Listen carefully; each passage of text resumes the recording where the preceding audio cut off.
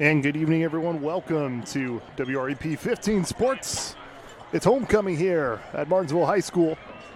It's the Martinsville Artesians who come into tonight's matchup at 2-2, taking on the 4-0 Franklin Community High School Grizzly Cubs. Like I said, it is homecoming tonight. A lot of festivities at the game, just getting ready here for the Martinsville Artesians to come out of the tunnel here. Martinsville student section lined up ready to meet Martinsville Artesians as they try to bounce back after two tough losses the last 2 weeks. Started out 2-0, but now looking to bounce back after two straight losses. Last week fell to Decatur Central. Score of 18-41. Week before that, lost here at Siderwitz Field against Greenwood. Franklin, on the other hand, they're 4-0. They got a big win against their county rival, Whiteland, 15-13. And now here come your Martinsville Artesians. You see them coming with all of the Martinsville students and cheerleaders ready to meet them.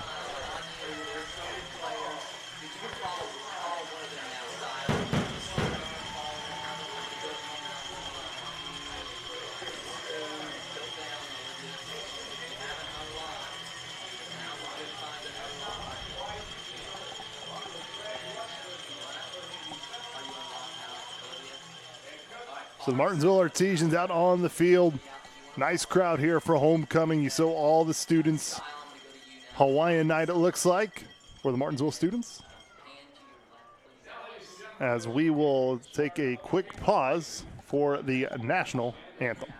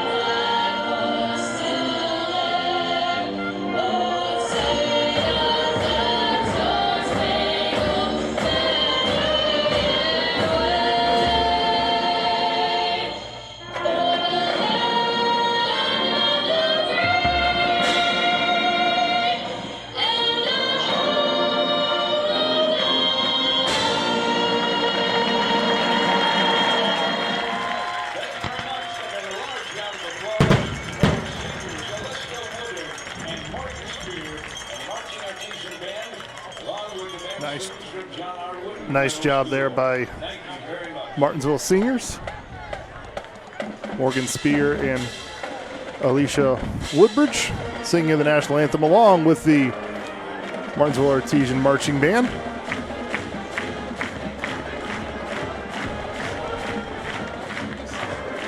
And we're just about ready to kick it off here. Like I said, it's Martinsville, it's Franklin. Franklin, a 5A school. Martinsville this year, first time in 4A. But Franklin, for the first time in a long time, is 4-0 coming into this game. And the Artesians trying to get back on the right track. They're 2-2, had two big wins, the opener against Bedford North Lawrence and the big rivalry game at Bloomington South. But now back-to-back losses to Greenwood and Decatur Central. Artesians trying to figure some things out. I know Coach Whitson really wants to get the running game going for the Artesians. They come in averaging only 85 yards per game. They're passing 276 yards per game, so they're getting a lot of action through the air. but just the ground game is not quite where Coach Whitson wants it to be. Now, you're not obviously going to flip the script and all of a sudden have 175 rushing yards per game and 150 passing yards. That's not the way this team is built. Martinsville is a team that's going to air it out, but you need to get the rushing yard per game average a little closer to 110, but definitely over 100, because 84 yards per game just isn't really going to get a lot of things done. So let's see if the Artesians and the running back of Tyler Cox can get the running game going for Martinsville. On the Franklin side of things offensively, number 11, Drew Byerly, he's kind of the go-to guy. He is the quarterback, but he can also run it. He reminds me a lot of what Travis Griffey was last year for the Artesians. Byerly comes in 689 yards through the air, 8 touchdowns, only 1 pick.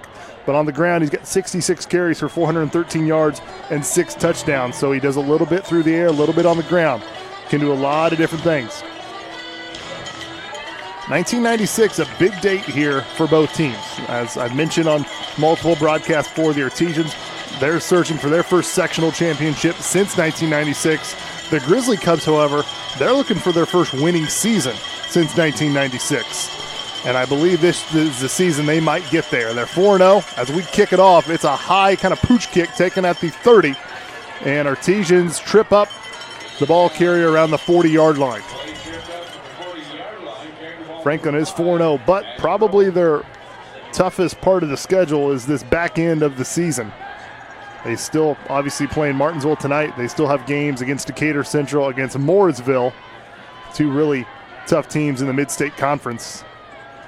They'll also need to play Greenwood and Plainfield as well. So we'll see what Franklin looks like. Like I said, Drew Byerly in the shotgun. He backs up a little bit. To his right, though, is number 20, Jalen Ward. You'll see him make a lot of plays as well. He's the one who gets it first, and not much there.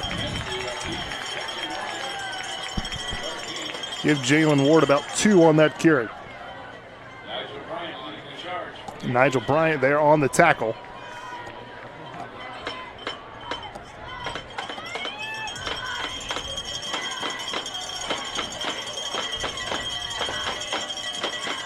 Byerly now back to pass. He's got a little bit of pressure. It's a low pass, and it's incomplete. So a 3rd down coming up for the Grizzly Cubs.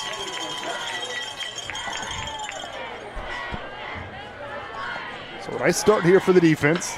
Short run for Franklin and an incomplete pass. Can you force Franklin into a punting situation here? It's 3rd and 8. First drive of the game. Byerly backs it up. The teams get a little push, but a wide open catch right there at the 45-yard line, finally slung down.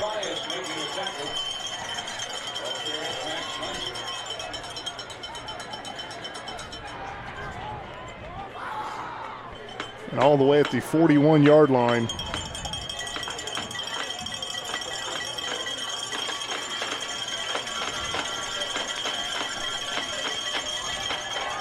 Another pass. This is caught. It's McClure.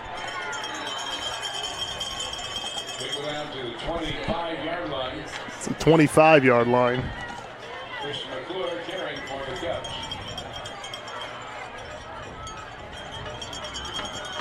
So 2 quick completions there after a 3rd down situation. Martinsville had him. Now it's a handoff to Ward. Ward, not much running room there. He didn't get anything. So far, the Artesians stopping the run. But Drew Byerly with 2 completions to Christian McClure, number 6. That's their kind of go-to receiver. 20-yard and 16-yard completions for Drew Byerly.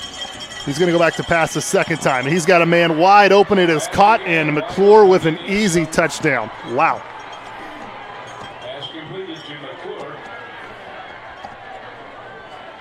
So Artesian defense, the passing defense for sure, really going to have to tighten things up, because just like that, Franklin marches downfield and gets an easy touchdown pass and catch. And that was all number 6, Christian McClure. He had all 3 receptions on that drive. And the extra point is up, and it looks good, and it is. So a quick 7-0 deficit the Martinsville Artesians find themselves in.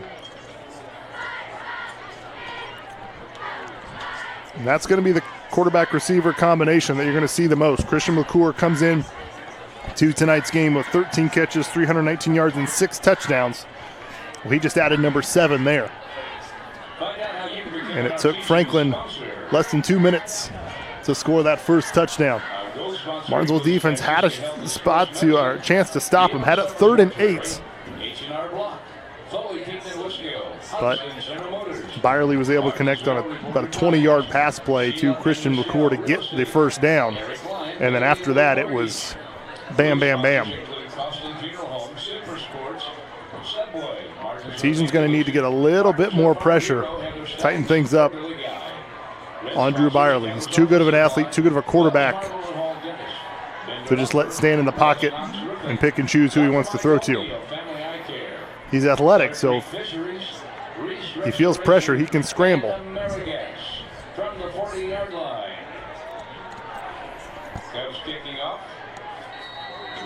Not the start I'm sure that Coach Whitson wanted to see. Coach McKinney obviously not too happy. That is a line drive kick. It's going to hit in the back of the end zone. So Artesian offense will start out on the 20-yard line. Now, the Artesians are without one of their star defensive players, arguably their best defensive player in the sophomore Weston Pemberton. He went down with an injury last week at Decatur Central, and he is on crutches and in street clothes on the sideline for tonight's game. So unfortunately for the Artesians, they are without number 26, star defensive player and occasional running back. That's how he got injured running the football last week. Tonight he's going to roll to his right. He's got a man wide open. It's Andy Myers. Andy Myers gets tackled out of bounds. So a nice first down, pass play on first down there.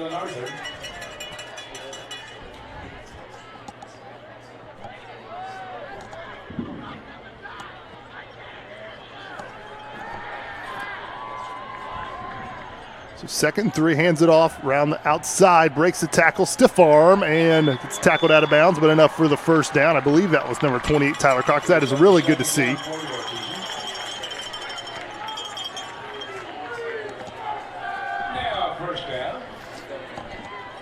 So 5-yard pickup there for Tyler Cox.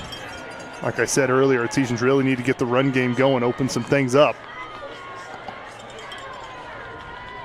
Tinnitus will roll to his left this time. He looks, and he has, I believe, Matt Thomas, who caught it on his knee, but another 7 or 8 yard completion there for Tinnitus. So that little rollout seems to be working so far on this opening drive.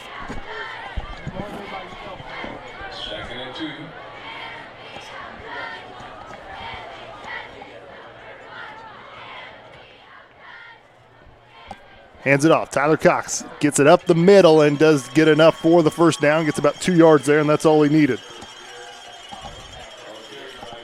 So a nice mix of the Martinsville offense, mixing up with the run and the pass.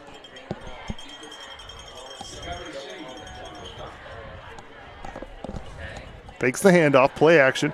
Tinnitus fires it right to Matt Thomas. Short pass completion, but that's okay. 4-yard pickup there. So I felt like Artesians could kind of use some of those intermediate and short throws more. They obviously so quick to throw it downfield to Matt Thomas and Andy Myers. Xavier Tinnitus sprints out, gets it. That's Craig Wesner with the catch. Nice block there by LaFerry.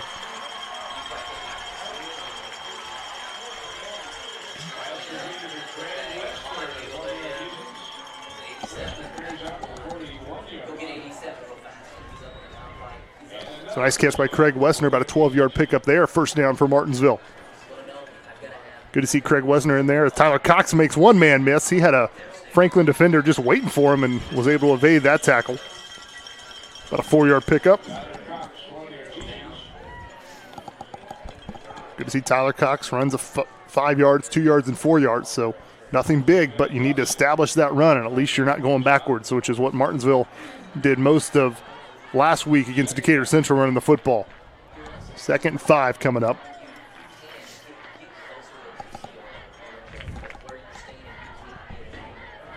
So this is exactly what the Martinsville defense needed, is Martinsville kind of get a drive going. High pass, but what good job by Craig Wesner to go up and get that.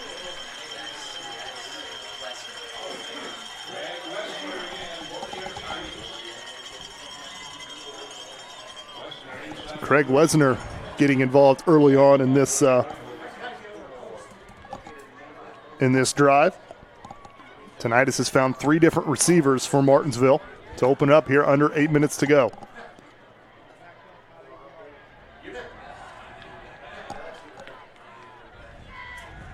Tinnitus, he's going to go deep this time. He's got a man, he's well defended, broke it up. And that is the first incompletion for Tinnitus. That was well defended by number 13, Derek Sick.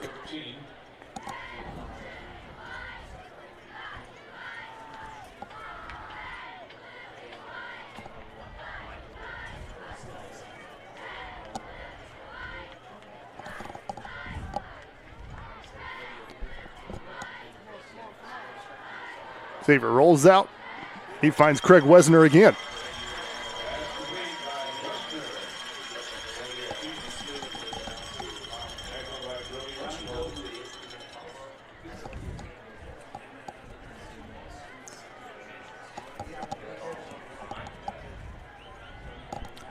So a rare third down on this drive. Artesians have kind of been able to get 4 or 5 yards on first down, then get the first down on second. So a rare third and short coming up for the Artesians. We'll see if they can convert. They're obviously in 4-down territory.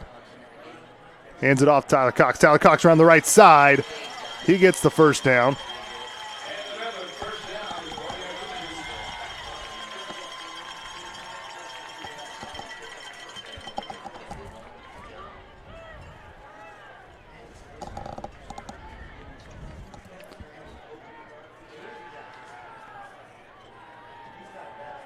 Andy Myers comes out. Jalen Arthur in for him on this first down play.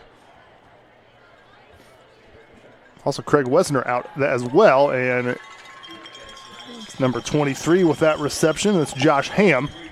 Caught that for but a 2-yard pickup.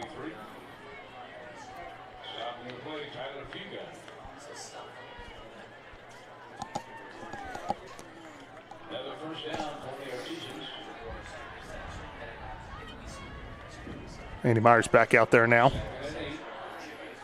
Josh Ham still out there as Craig Wesner is getting worked on by the trainer on the sideline. And little reverse play here, and it's LaFerry who has it. LaFerry gets a block from Tinnitus. LaFerry tries to make the man miss, can't, but does get the first down, and down at the goal line there. About a 12-yard pickup for LaFerry.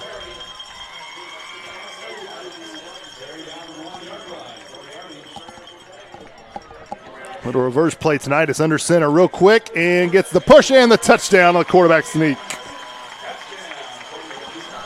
So Artesian offense answers after Franklin comes out on the opening drive and scores. And Martinsville with a beautiful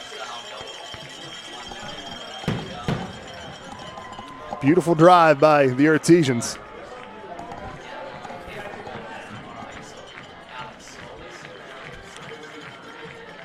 So now we'll see. Artesians setting up for an extra point right now.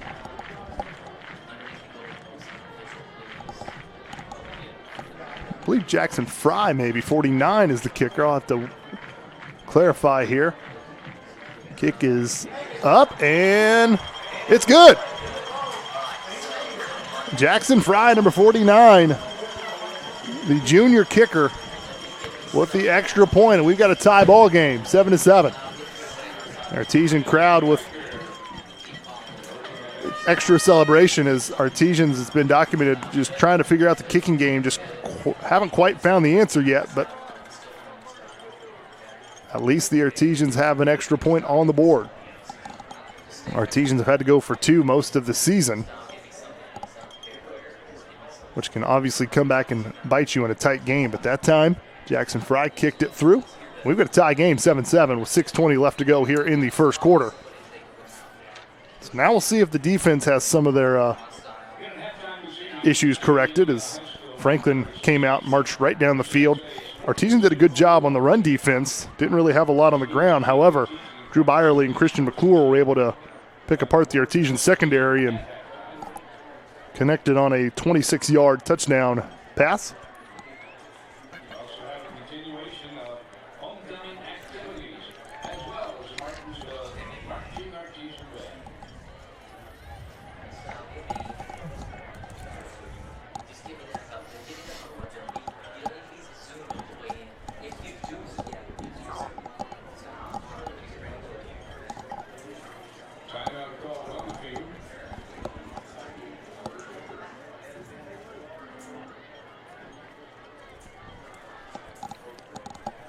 So now Martinsville, after a bit of a delay, not sure what that's about.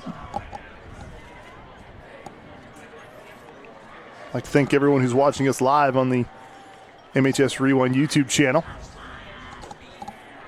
A lot of Martinsville fans here, but if you're unable to join us, we do appreciate you following along on the YouTube channel.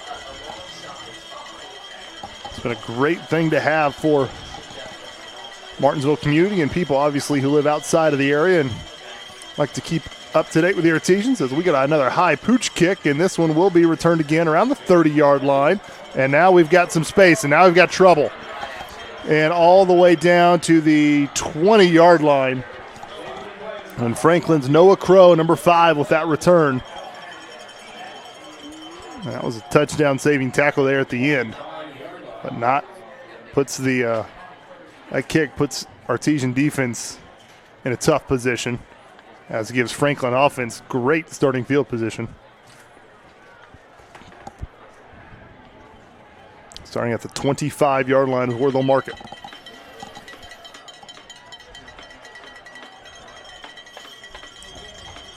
And Martinsville, as I'm sure they saw in the first opening drive, they don't need to give Franklin any extra room. Drew Byerly will keep it this time. And you see kind of how strong he is and shifty. He looked like he was going to be tackled behind the line of scrimmage, but able to get about a 4-yard pickup there.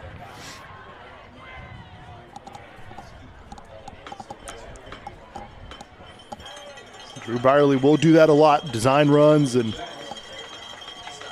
can do a lot of things with his legs. Like I said, kind of reminds you of Travis Griffey, last year's quarterback for the Artesians. This time he does hand it off to Ward. Ward gets the edge, but nice job of the Artesians to regroup. He evaded one tackle, but couldn't evade the other one, and he only gets about a yard. So Artesians have done a good job of bottling him up. It's his third carry. He's only got 3 yards. So 3rd and 5 coming up. See if the Artesians get a stop. This would be huge to force Franklin into a 4th down situation. 5:20 to go in this first quarter, tie ball game. And Martinsville jumped. The hard count by Byerly got one of the defensive linemen to jump, and that would more than likely be a 1st down on 3rd and 5. Coach Whitson not happy there.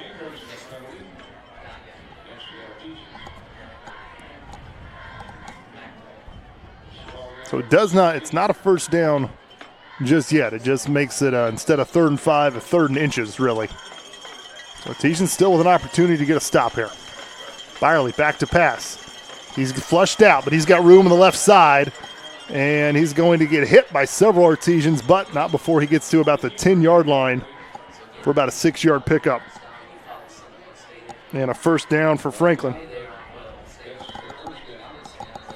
And unfortunately, Artesians have an injured player, and it's number 44, Will Nix, and that is the worst thing you can see. You never want to see an injury to any player, but with the injury to Weston Pemberton, who is more than likely your best defensive player, that on the ground right there is Will Nix, probably your 2nd best defensive player. Will Nix is the leading tackler for the Artesians with 49 tackles.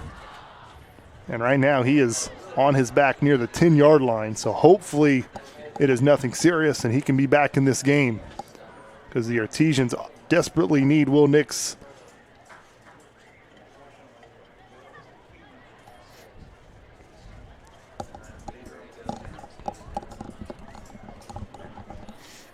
See a lot of concern there for his teammates as they all take a knee.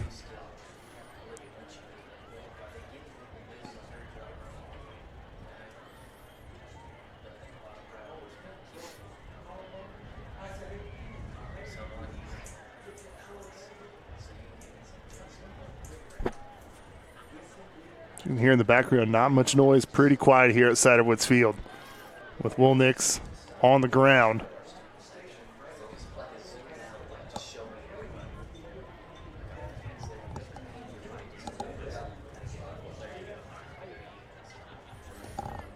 See the student section there and some of the other Martinsville fans as Will Nix gets up on his feet, but very gingerly will he walk off the field. Hopefully he is able to bounce back. He gets a nice round of applause from Martinsville fan base. It's the last thing you want to see, especially, you never want to see it, but especially with Weston Pemberton out for tonight's game, and not for sure his future status in future games, but Weston out now. Now Will Nix is out. See us. Coach Whitson there talking to him just earlier, and he walks to the sideline. But unfortunately in football around this time, you get 4 games in, you're going to have injuries. And now it's next man up, and how well do you make those adjustments? Ward to the left side is taken down. Nice tackle there, touchdown saving tackle by Billy Bias. 7-yard run, that's Ward's best run of the night. Thought Artesian might be able to get him behind the line of scrimmage, but he was able to escape one defender and go around that left side. And Drew Byerly in this offense is threatening again. Drew Byerly will look to pass, and nice defensive play there. That was number 29 who made that play. And Jason Cox knocked that out of the air and gave Drew Byerly his second incompletion of the night. So a third down situation for the Grizzly Cubs.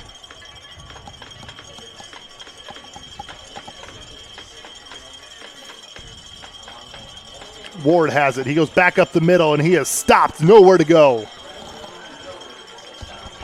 Saw Malachi Pringle in there on that tackle.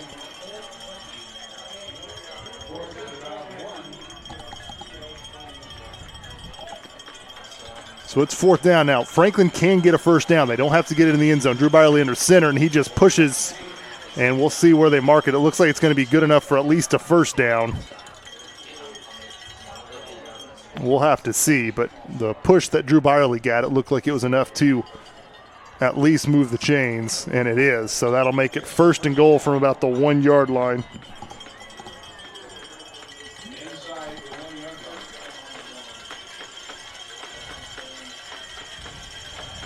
Surprised they don't do that again. They give it to Byerly, keeps it on the outside, gets a stiff arm, and he leaps and gets hit, but crosses the goal line for the 1-yard touchdown, but he took a price for it. I thought he might be tackled from behind the line of scrimmage. I believe Jacob Burkett was in the backfield, but Drew Byerly was able to give him a stiff arm and avoid the tackle for loss, and then leaped over the end zone, took a shot, but popped right back up. And Franklin's got the lead back, 13-7. And the extra point coming up on the sideline. 44, give you a little update. Will Nix trying to run, and that ball is nearly blocked, but extra point is good, and 14-7 is your score with 3:47 left to go in the first quarter.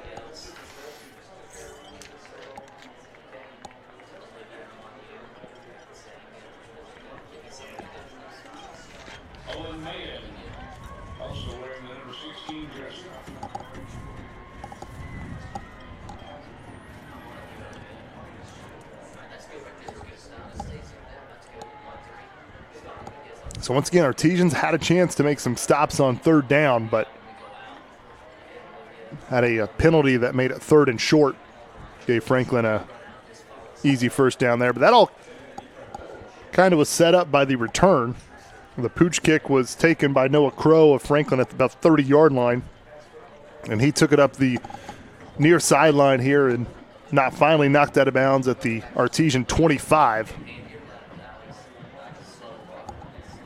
But a 45-yard return for Crow that set up a short field for the Grizzly Cubs, but it took them a while to punch it in. That drive was not as smooth and easy as the first one they had. So we got to tip your cap to the Artesian defense, tighten things up a little bit. They were put in a tough position, battled, set up some third down, even a fourth down, but it was 4th and 1 from about the 3-yard line. And Drew Byerly was able to sneak that in there and get the first down, then took it around the outside for the score. So this will be returnable here. It's Billy Bias on the far sideline. Cuts middle, makes one man miss, and cannot make the second. Gets spun around near the 20-yard line. So Artesians will be set up about the 19. Kind of where they started last time after the touchback. So almost identical starting field position for Martinsville on this drive as the last one.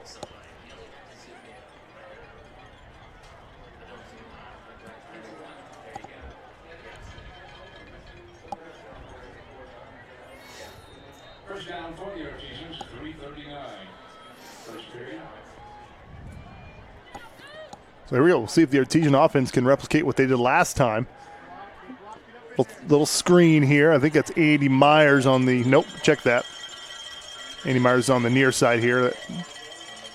We'll see who that is. Maybe Matt Thomas with that reception. And it is Matt Thomas. So about a 4-yard pickup there. Matt Thomas stopped by Colby Welch for the 4. So Martinsville on that first drive really did a good job of mixing up the run game and the pass game, and only took one real deep shot. A lot of these rollouts, Andy Myers goes through his hands. So Andy Myers had to try to go up and get that, but went through his hands. Probably Andy Myers will tell you should have came down with it.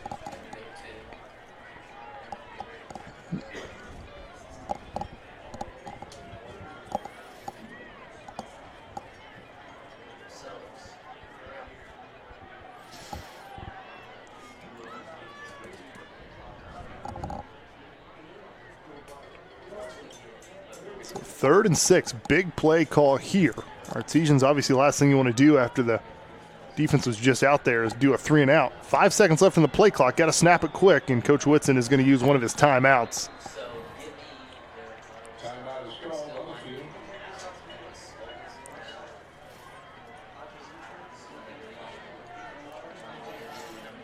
So 3:02 left here in the first quarter. Homecoming here at Sidewoods Field. We will take one quick break after the into the second quarter. Then we'll come right back here and we will have all the homecoming festivities. The crowning of the Queen and Princess. And then also the Martinsville Artesian Band will perform as well. We'll have that for you. All the homecoming festivities during tonight's game you can watch right here live on the MHS Rewind YouTube channel.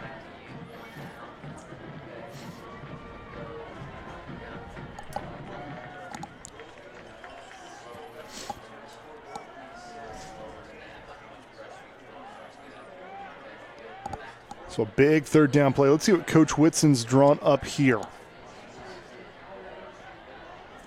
Need a first down here just to keep the drive going. Give the defense just a little bit more time of a breather. Fakes the handoff, and he's got Craig Wesner, but the ball was tipped. And number 35, Brendan Couch, got inside and tipped it away. Wesner was open. I'm not for sure if he had enough for the first down yet or not, but regardless, doesn't matter as Artesians will have to punt this away, and they have number 81, Matt Thomas, to punt it. Normally, Xavier Tonitis has been your punter, but now Matt Thomas will try to give this football a ride in flip field position here.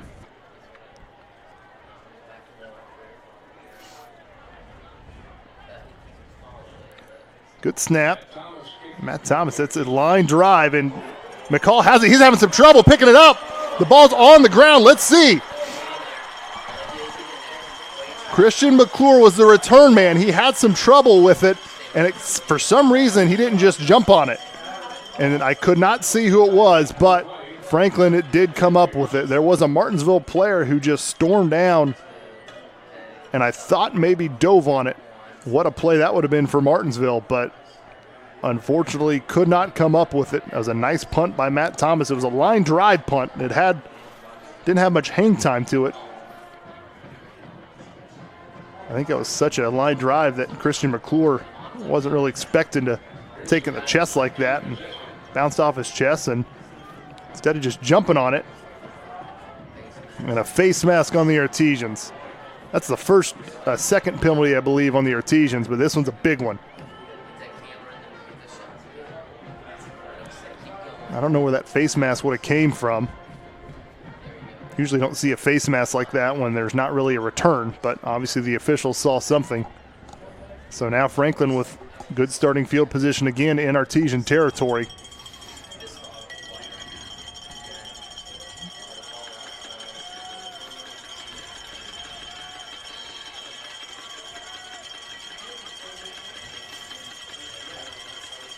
Byerly will take it himself on the draw. And gets out to about the 40-yard line, so about a 4-yard pickup there. Gain out to about the 41-yard line.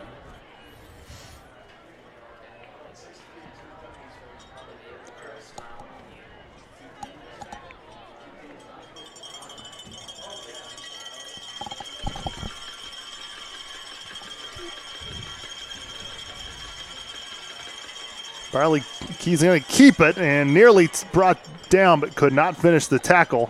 And he's going to be close to that first down marker. And he's going to be just shy of it.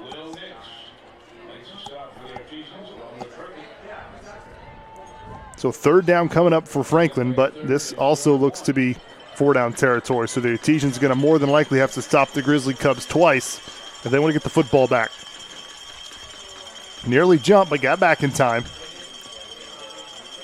Drew Byerly with that hard count. He's already got Martinsville once. Nearly got him again. And Ward will take it up the middle. Gets it out to about the 30-yard line. And Will Nix, number 44, is back in there. So that is good to see for the Artesians.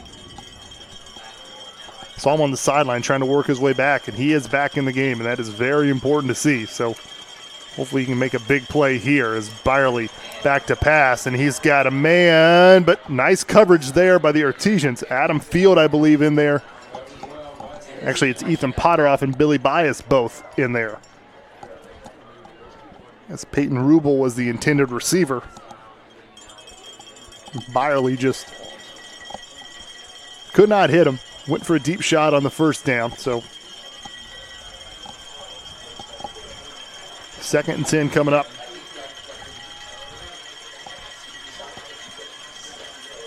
Good to see the secondary tighten things up after the first drive. Franklin was able to pick things apart with 3 big completions. Byerly's going to try to pass it again, and he will not escape this time. He will go down, maybe got a yard falling forward, but good job by the Artesian defense to attack as a group and brings down Byerly. He does fall forward for a yard, but that brings up 3rd and 9. Let's see if the Artesians can get a stop here. They had 3rd and 8 on the first drive, but Franklin was able to convert the first down there. Byerly, he's going to roll to his right. He's still rolling. He's got space, and he's going to run it for a first down.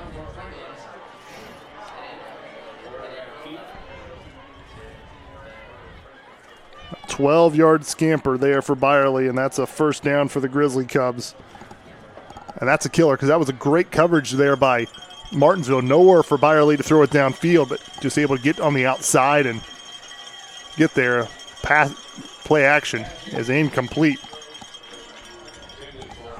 Tried to get McClure there, number 6, his go-to guy, but incomplete. Under a minute to go here in the first quarter. Artesian defense trying to hold here. They're down 14-7.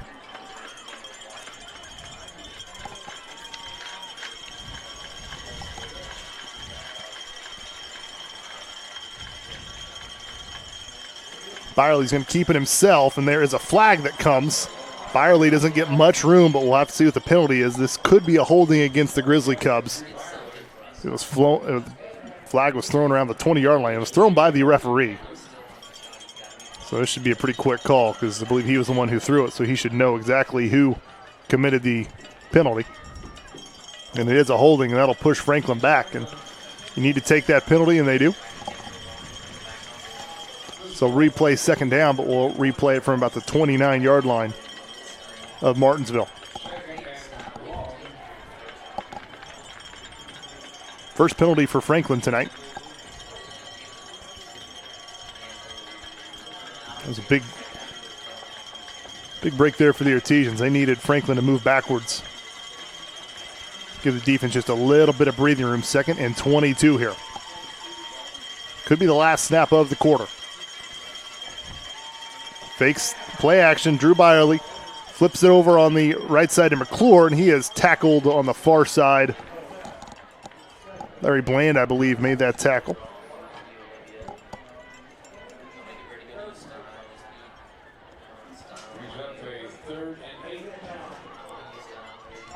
And that will do it into the first quarter. And Franklin is up on the Artesians 14-7. They're threatening to score again, but the Artesian defense trying to get a stop. We'll be right back after this. To get accepted to a good college. I want to be a businesswoman. I really want to be very independent in my life. I just love watching my friends be happy, and I want to do whatever I can to make them happy. I wish that my friends will be able to achieve all of their dreams. I want to help as much as I can. I want to help people, but like in a bigger way. Our definition of a relationship is being able to look you in the eye and hear about your concern, hearing about your family, hearing about your job, hearing about your aspirations, getting to know you, and positioning ourselves to help you meet those dreams. Now that sounds pretty old-fashioned, but we're not willing to give that up. We're simply not going to give that up. For all the banking services you need, there's no place like home. And welcome back, everyone, WREP 15 Sports. And once again, thanks if you're watching live on the MHS Rewind YouTube channel.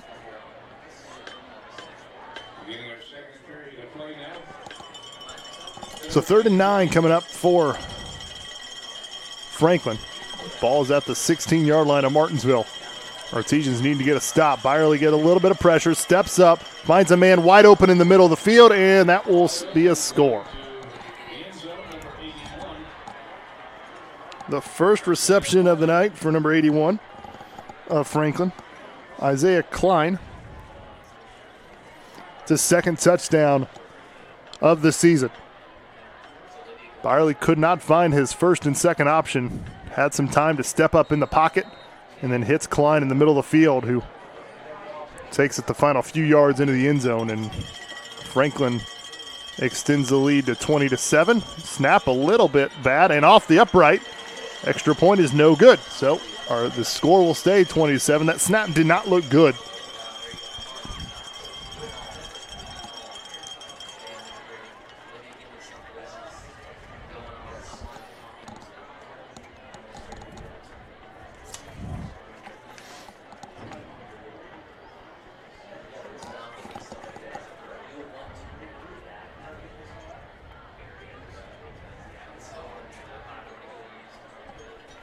So Drew Byerly, 5 for 9 passing on the night. Austin Funeral Chapel, downtown Martinsville, member of our blue sponsors, along with Super Sports Supply, located on the south side of the square. Subway in Martinsville reminding you they're open late. About 86 yards passing for Drew Byerly. Martinsville Candy Kitchen, downtown on the square.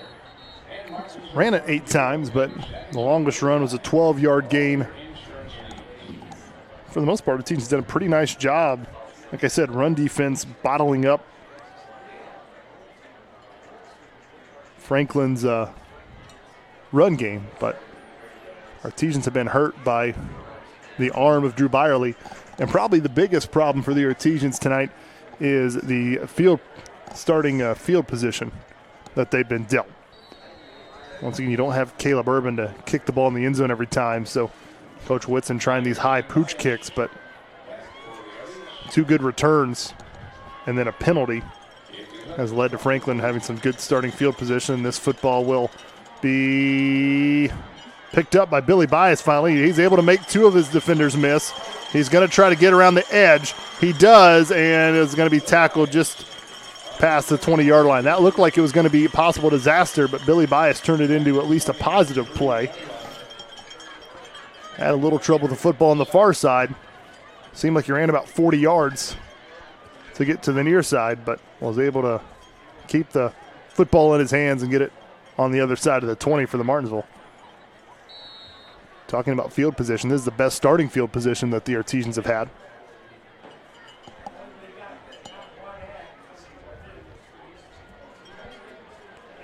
So Artesian offense, you kind of get a feeling here they need a score.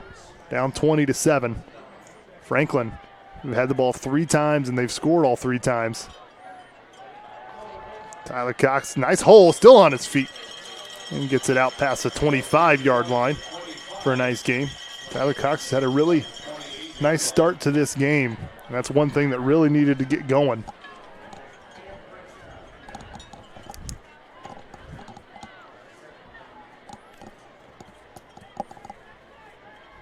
So Tyler Cox, not eye-popping numbers, but at least he's moving forward.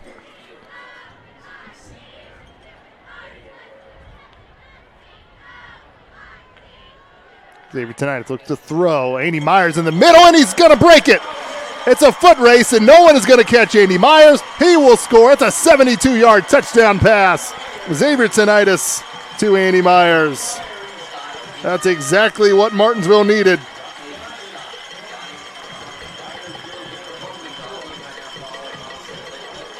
And Xavier Tinnitus found Andy Myers in the middle of the field. He split 2 defenders, and then it was a foot race, and Andy Myers, one of the quicker players on this team, Franklin could not catch him. And that is touchdown number 8 for Andy Myers.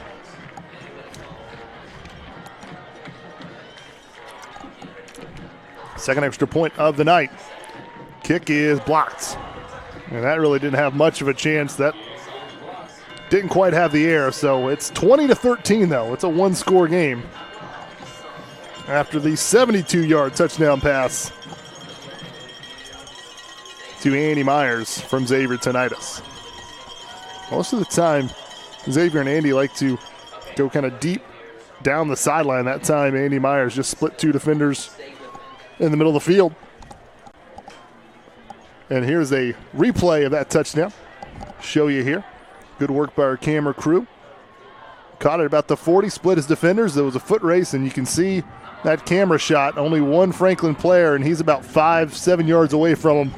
And Andy Myers walks it into the end zone for the touchdown.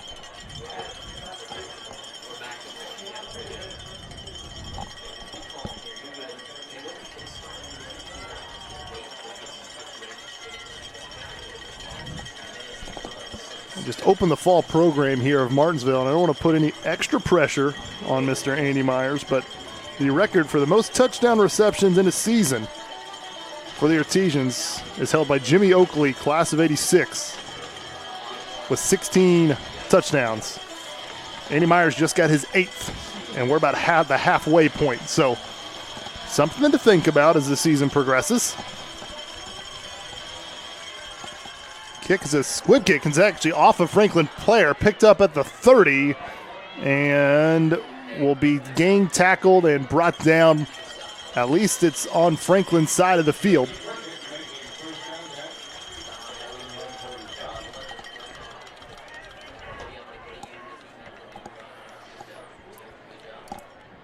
So 1-score game. A lot of offense so far tonight. 20-13. Is your score, and still 10:50 left to go in the second quarter. So we still got almost the entire second quarter left. We've already seen 5 touchdowns. So much different than the game Franklin played last week, a 15-13 win against Whiteland. First time they beat their Johnson County rival since 1996. As Ward takes it up the middle, then bounces it up to the left side. Little spin move, his best run of the night, goes for about 8 or 9 yards. 8-yard gain. Second and 1.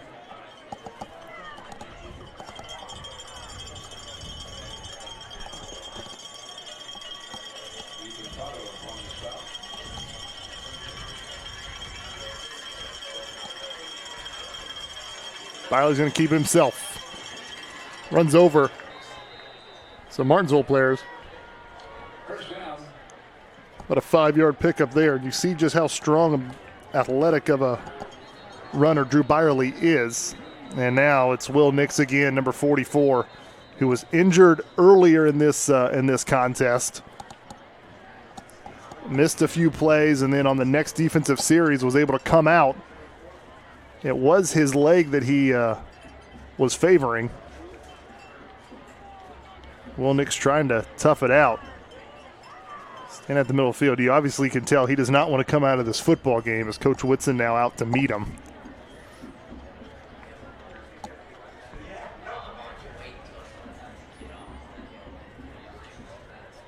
I've already mentioned a few times the Artesians already without Weston Pemberton, their leading tackler, or second leading tackler. Unfortunately, their leading tackler coming off the field right now, number 44.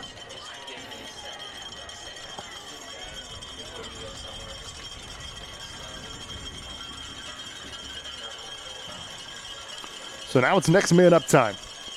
Artesians without their two top tacklers. Now it's next man up. I mentioned this is a time of year where you're going to have a lot of injuries. All teams have injuries, but it's how you kind of deal with that adversity and how you coach and plan around not having your two better defenders. We'll see how the coaching staff does here. Byerly back to pass, still looking. He's going to go deep, and he's got a man wide open. It is caught and touchdown. Pass complete and into the end zone. Isaiah Klein, 81. A 42-yard touchdown pass, Drew Byerly to number 81, Isaiah Klein. That's his second touchdown of the evening. And he was wide open, so there was obviously a breakdown in communication on that play as Klein was down the middle of the field with no one around him.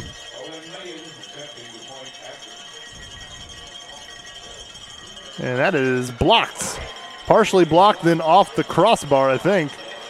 No good. So the second missed extra point for Franklin. So at least that gives a little bit of optimism for the Artesians. But this defense will have to try to get something figured out here because Franklin, every time they've had the football, they have scored. It is 26 points with over 10 minutes left to go in the second quarter. So putting a lot of your pressure on your offense, who has done well. But right now, this Artesian defense needs to try to get some things figured out, especially with their top two defensive players out. Weston Pemberton obviously not coming in street clothes and crutches as Will Nix went out earlier in the first quarter with an injury, was able to come back, but then on that drive, right before, ironically, that touchdown pass, Will Nix had to come out again with what looked to be some type of leg injury.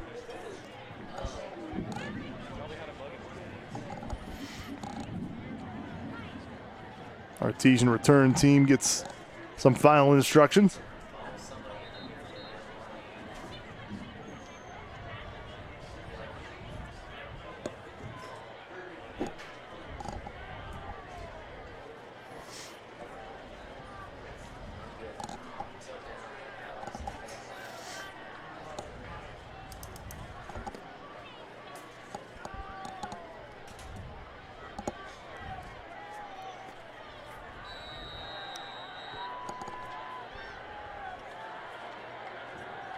So here we go. Franklin ready to kick it off. And this one is going to more than likely go into the end zone, and it does. So no return there for Martinsville, so they will start at the 20-yard line again. That's been basically the starting field position for Martinsville. Their best one was last time they had it. They had it at the 22-yard line. So Artesians have been a yard or two, give or take, from the 20 every time they've had it. So now the offense needs to respond again. They've done it twice. Had a great touchdown pass and catch. Xavier Tinnitus, Andy Myers was a 72-yard big play that led to the last score. So we will see what Martinsville has in store here. 8 seconds on the play clock, plenty of time. Xavier gets final instructions, and here we go. Hands it off to Tyler Cox. Tyler Cox, gets hit hard there in the middle. Not much room there. I had mentioned Tyler Cox running the football better, not eye-popping numbers, but at least he wasn't going backwards. That time went a little backwards. No gain there, so Artesians 2nd and 10.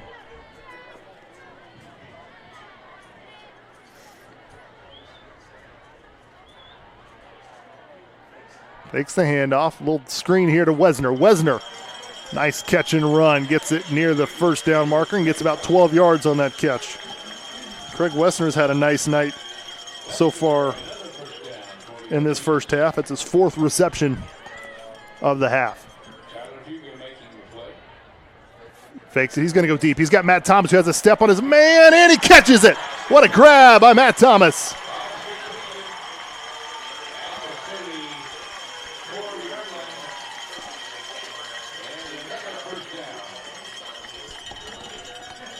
It's about a 33-yard reception.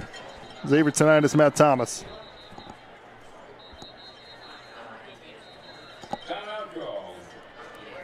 And Franklin is going to call a timeout. Coach Cole, Grizzly Cubs head coach, obviously did not like what he saw on that last play. Matt Thomas, simple, just kind of a go route down the near sideline here, had about a half step on his man. And Xavier Tinnitus put it right where only Matt Thomas could catch it. Show a replay here.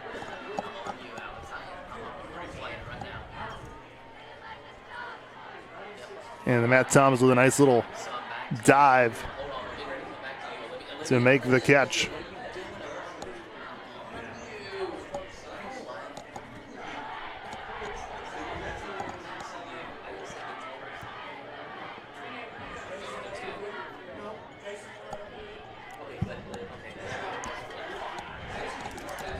Shout out to the Martinsville Artesian cheerleaders trying to get the student section pumped up. Martinsville get some instructions during this timeout.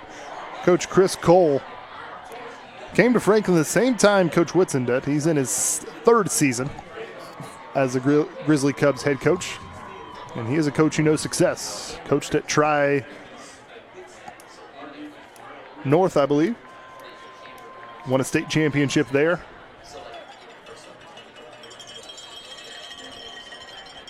But now the head man at Franklin, he's maybe has this program turned around. Artesians, though, trying to get a homecoming win. Fakes it, gives it to Matt Thomas. Matt Thomas puts his head down and gets carried for some extra yards. About an 8 or 9 yard reception there.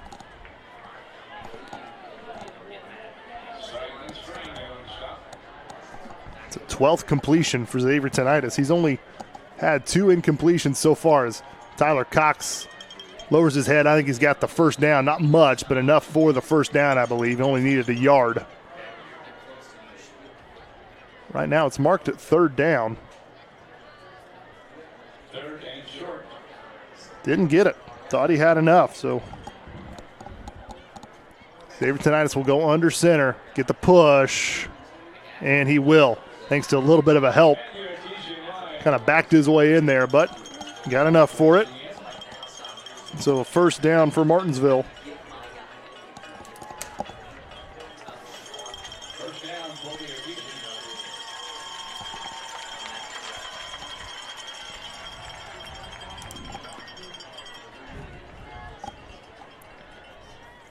Eight and a half here left in the first half. Xavier looking. He wants it all. Andy Myers. Did he catch it?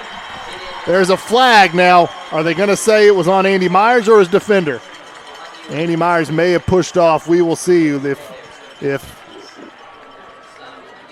Andy Myers kind of had to stop and adjust. Flag was thrown from the back of the end zone. So hold everything. Be a 23-yard touchdown pass. Fireworks are going off. The band's playing, but there's a discussion here by the officials. Andy Myers got tangled up with his defender, Franklin. Pass interference, offense. So take away the touchdown pass, and from up here, I don't know. Coach Whitson wants an explanation.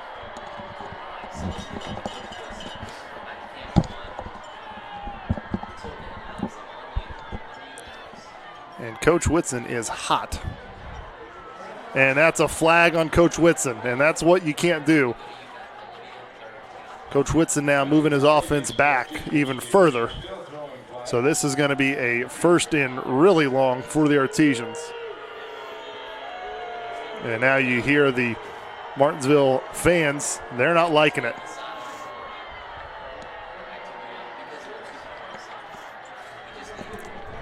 So check that. That was not an unsportsmanlike penalty. It was just a sideline warning. The flag was thrown, but no penalty was assessed. So it's a sideline warning on the Martinsville players and coaching staff. But you got first and should be, I believe, 25 coming up after the 15-yard pass interference penalty on Andy Myers. And with 8:25 left, you might have circled that because that took away a touchdown. Xavier tonight has passed it. It was underthrown. Andy Myers kind of had to stop and get his defender off of him and maybe gave his defender a little more of a push than he should have, and official called it. So we've got first and 26. It's a down and distance. Little speed option play. Tyler Cox trying to get to the outside. Cuts back in, lowers his shoulder. Still going. Gets about 4 or 5 yards on that carry.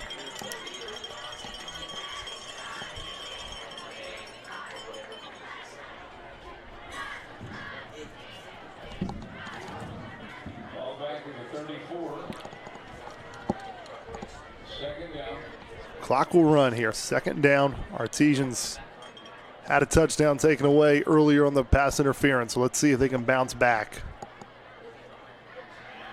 Quick pass. Little screen on the opposite side. That was Andy Myers who did catch that. Falls forward. Bring up third down. Here's the ball back out to the 26, 27-yard line.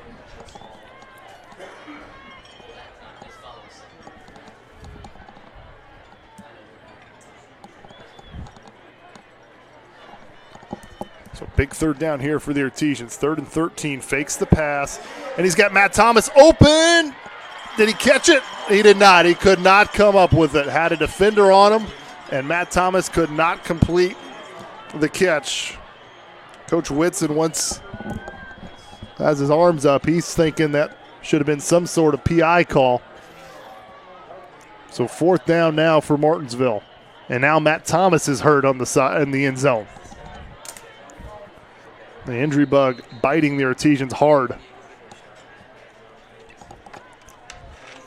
It's just kind of gone from bad to worse here in the first half when it comes to injuries.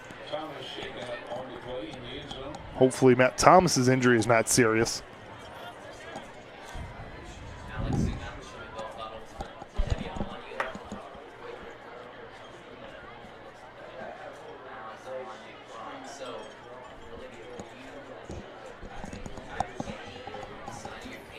So you had 2 potential touchdowns taken away in that end zone. Andy Myers caught his touchdown pass, but it was taken away on the offensive pass interference call. And then Matt Thomas, who was in the end zone, now being worked on by the trainer. And here's the catch by Andy Myers, and you saw him kind of push his receiver away, and that's what drew the flag. So Matt Thomas is able to jog off the field on his own power. He had a touchdown that was nearly caught, but could not hang on to it in the end zone. So now Martinsville facing a 4th and 13. And you do not want to give the ball back to Franklin. They have not been stopped yet. And the Artesians down 2 scores, 26-13. Xavier Tinnitus back to throw, looking. He's going to go deep and incomplete. A lot of contact over there, but incomplete. Trying to get Andy Myers again. He had Craig Wesner also, but tried to hit Andy Myers. Couldn't connect, and a turnover on downs, and Franklin will take over.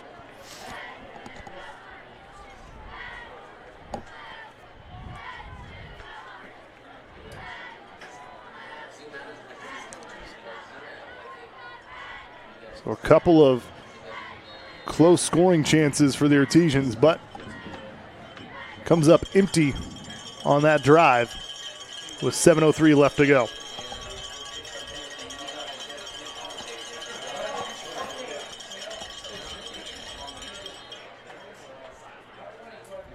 And now we've got whistles here by the officials. They need to talk something over.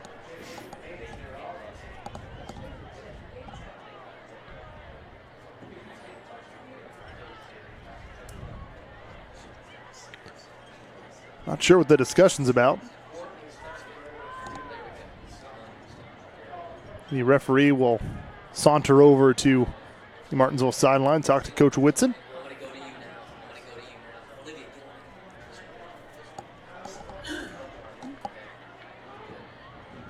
Referee talking to Coach Whitson, and really don't know what this could be about.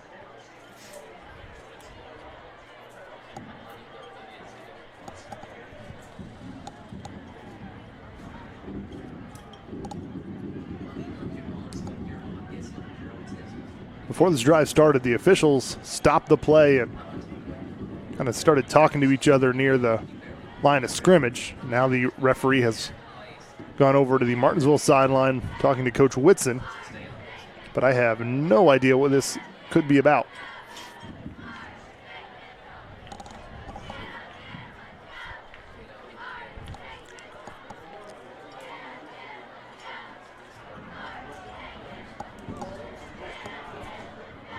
Let's go ahead and take this opportunity to thank our camera crew tonight. Style Meckling, Alex Piccolo, and Olivia Osler are running cameras for tonight's broadcast.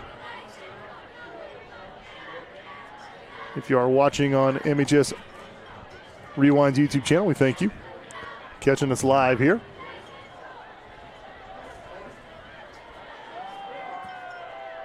And they've called an unsportsmanlike conduct penalty on Martinsville. I never did see a penalty flag, so I don't know when that was called. I don't know if that was called when the officials met or if something was said while they were having a discussion with Coach Whitson, but it's another penalty against Martinsville, and now Franklin once again has good starting field position.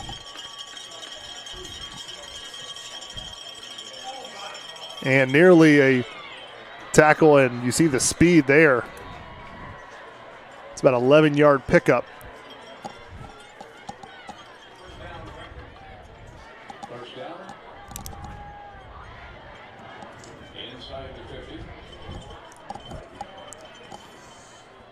So another first down for Franklin. And they've got it back in Artesian territory. Byerly's going to keep it himself and gets another 10 or 11-yard pickup.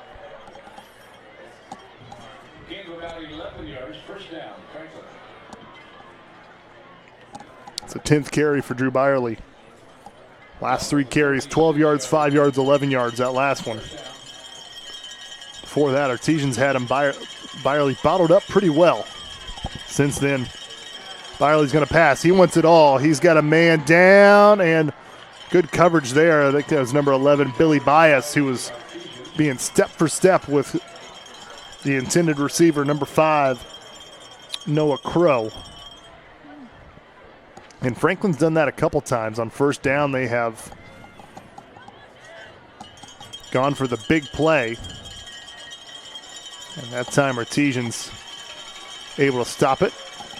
Artesians need to stop here. They need to keep Franklin out of the end zone.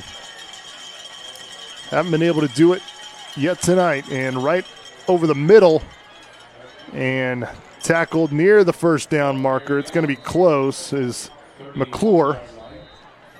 And I think they're going to call for a measurement.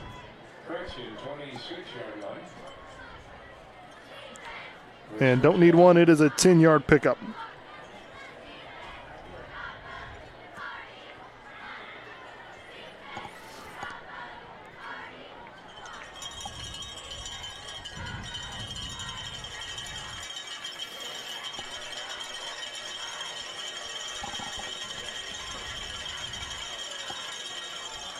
And up the middle. Another run. Ward has it, and he is finally brought down on the outside.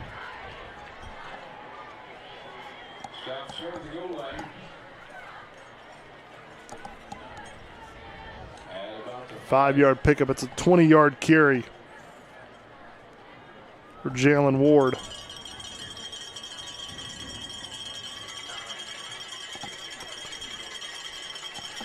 So he had an 11-yard run, then a 20-yard run. So Jalen Ward now starting to heat up for Franklin. And Byerly's got it, bounces off a couple of tackles, and gets it over around the left side for the score.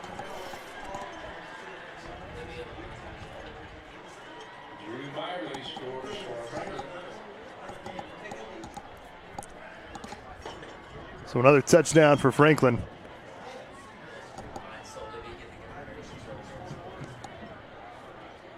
And they have extended their lead 32-13.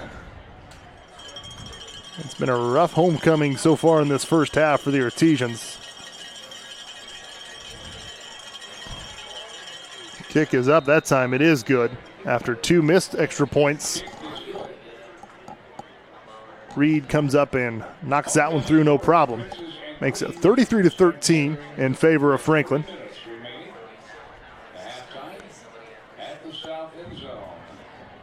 I know the coaches won't make excuses, and I know Martinsville players will make excuses, but defense has not been able to stop Franklin yet. And you have to wonder, Weston Pemberton has missed the entire game, and Will Nix has missed most of it with an injury, and I do not believe Will Nix will come back into this game tonight. Don't ever want to speculate as a broadcaster, but tried to go out there and make a go of it after the first initial injury, and then just could not do it.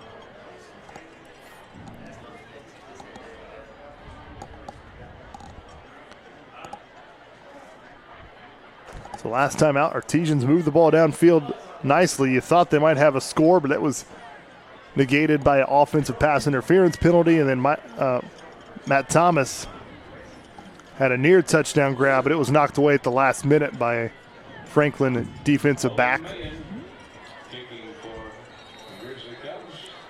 I always want to call Matt Thomas Michael Thomas, who's the receiver for the New Orleans Saints. I've probably done that a couple times this season. So I apologize to Matt. I'll try to get his name right. As that is going to be kicked into the hands of, I believe, Billy Bias at the 5-yard line. Let's see if Billy can get a nice run. He gets up the field and gets hit hard on the sideline. Billy Bias pops right back up, and he's ready to for some more. But best return of the night, even though it took a shot. Billy Bias gets it out to past the 30-yard line. And that was a clean hit, nothing malicious there. Franklin player just hit him on the sideline, but Billy Bias was still in bounds.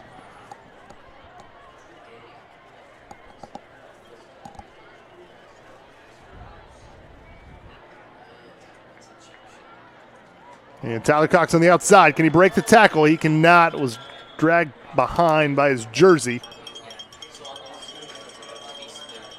Tyler Cox picks up the yards for the Artesians.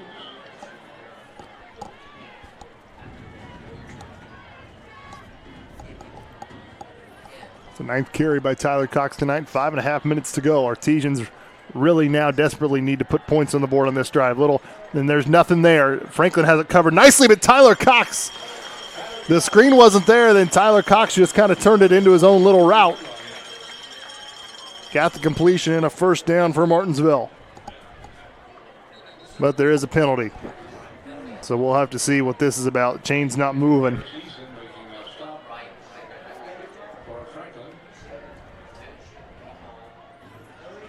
An illegal man downfield.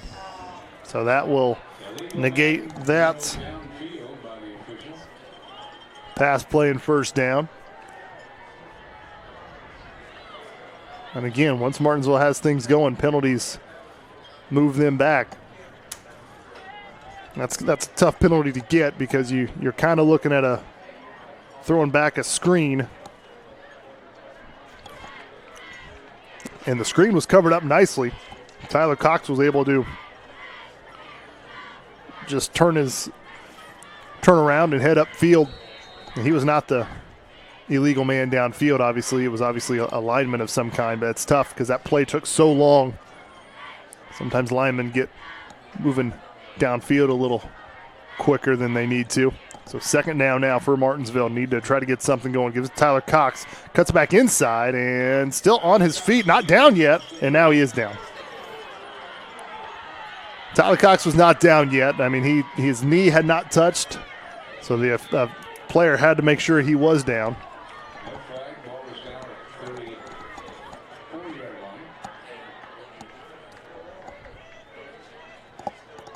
So third down coming up for Martinsville. Big play here as Artesians need a first down. They fake it to Tyler Cox. Xavier, now he's flushed out, running around, and he's got a man, but it's incomplete, and he was not going to have the first down. He was actually about 10 yards shy of it.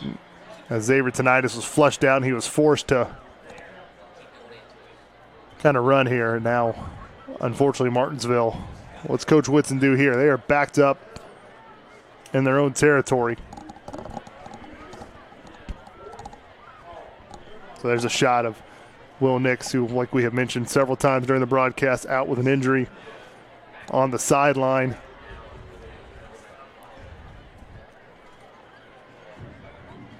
Coach Whitson here looks like he might try to be aggressive here. Obviously, Artesians need points, down 33-13, and Martinsville is going to call a timeout to talk it over. So he's going to have a discussion, and we may have a different play call when we come out.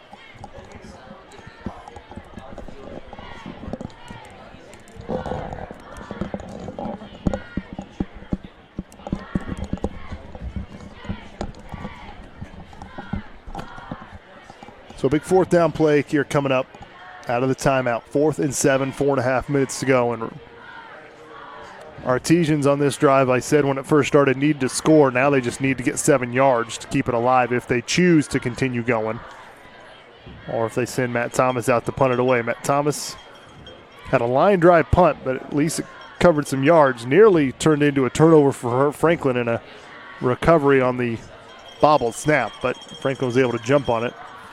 I have to wonder if Artesians could have jumped on it, if that would have changed the trajectory of this game. Artesian offense have had some success at times.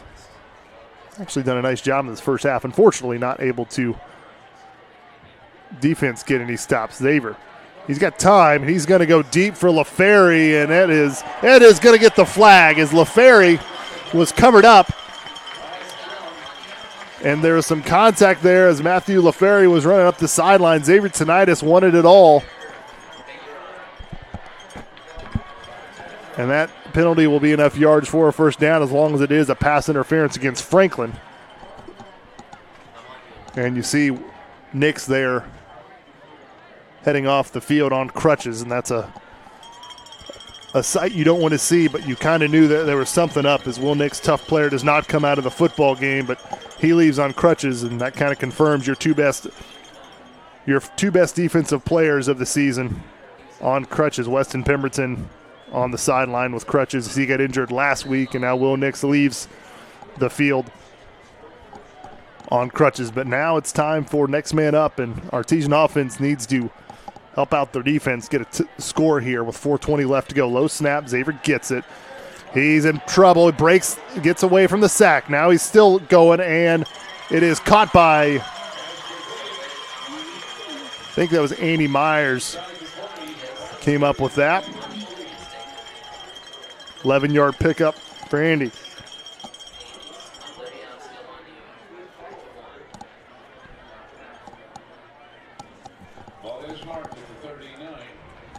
Andy Myers, his 4th reception of the game, and now Andy comes off the field a little gingerly. And, man, this first half has just been awful for injuries. Andy Myers now going to the sideline.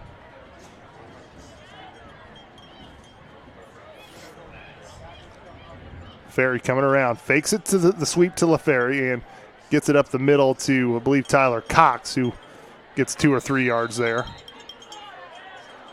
Ball carried inside to about the 37-yard line.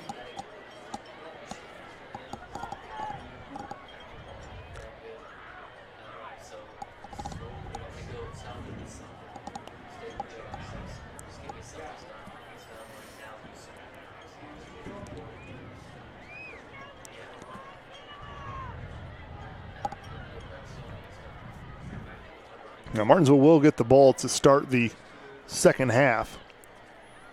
Speed option here. Tyler Cox cuts back inside, gets a nice block, and now he's got space. And now Tyler Cox, no one's going to stop him. Touchdown. That's exactly what Martinsville needed.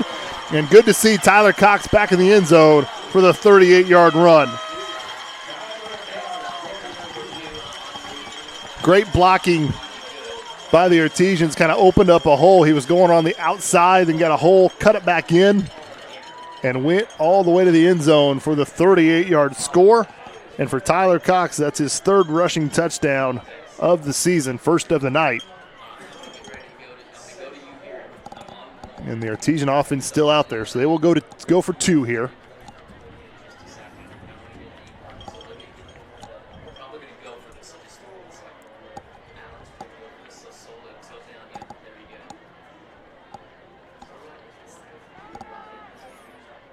Xavier rolls to his right, no one there. Throws it at the corner of the end zone, but it is incomplete. Nice defensive coverage there by Franklin, as there was no one to pass to.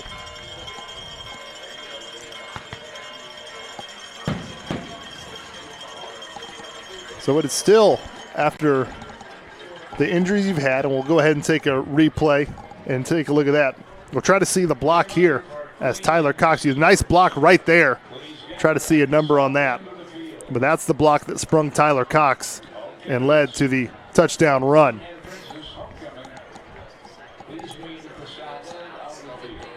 So great block by that offensive lineman there for Martinsville. Could not quite pick the number up, but that's what led to the score.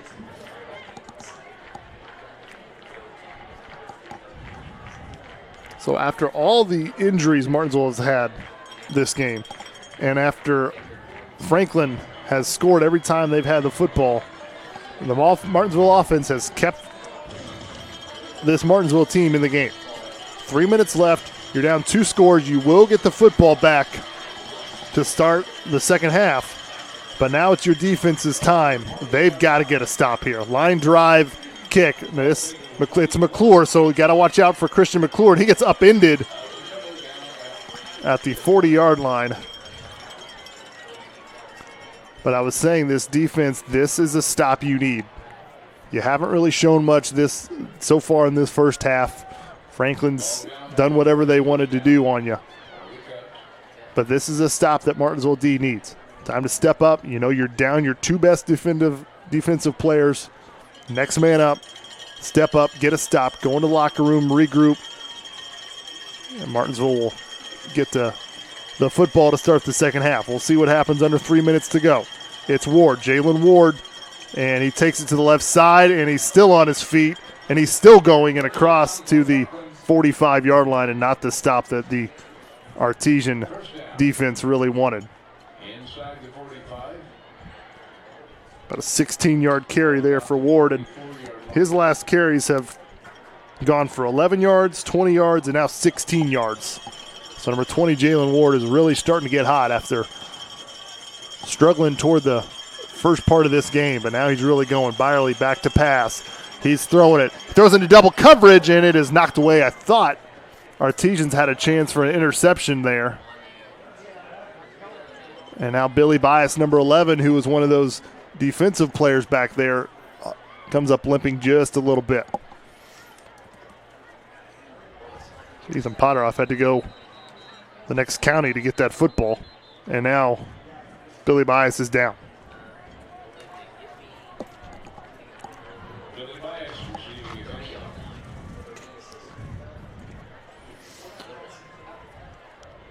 Billy Bias back up, so was not down long, but he will have to come off on this play. Martinsville's athletic training staff stayed busy tonight, and that's unfortunate. You never want to see the athletic trainer having to work so hard.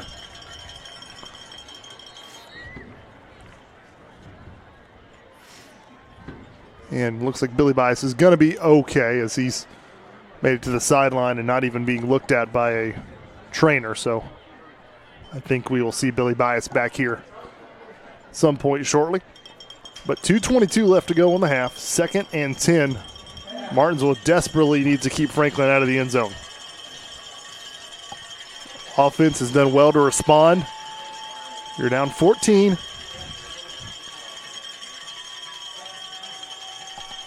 Second down coming up. Artesian defense, they show blitz. And they're going to send some pressure. Byerly finds his man, and it is caught. About a 6-yard pickup there.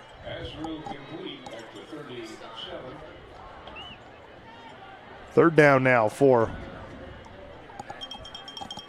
the Grizzly Cubs.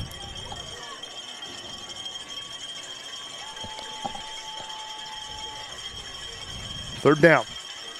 Byerly's going to get some pressure. It's set up a screen, though, to Ward, and it is dropped. Incomplete. Well defended there by the Artesians. Fourth down coming up. Byerly tried to set the screen up, got it to Ward, but Ward had a couple of defenders around him, made that a hard play to catch. And now we've got an even bigger fourth down now. 4th and 4. Now Drew Byerly has a really good hard count, and he's going to try to go, and he's going to be short, I think. Came up and tackled. That's Jacob Burkett who made that tackle. And I want to get an official ruling, but it looked like he was about a yard short. And Martinsville stops him. Drew Byerly needed 4 yards. He only got 3. And number 30, Jacob Burkett, was the one who came up and made that tackle and did a textbook tackle on Drew Byerly, as he had to go low because Byerly, a strong, big kid. Drew Byerly is 6'3", 230 pounds.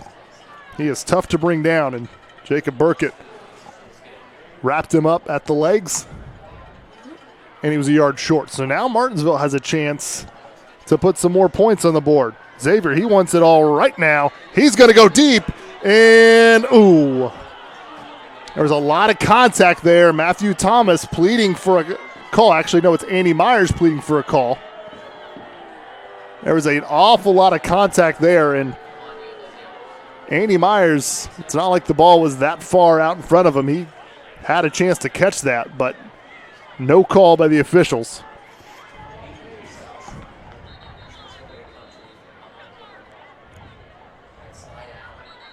Reset the play clock.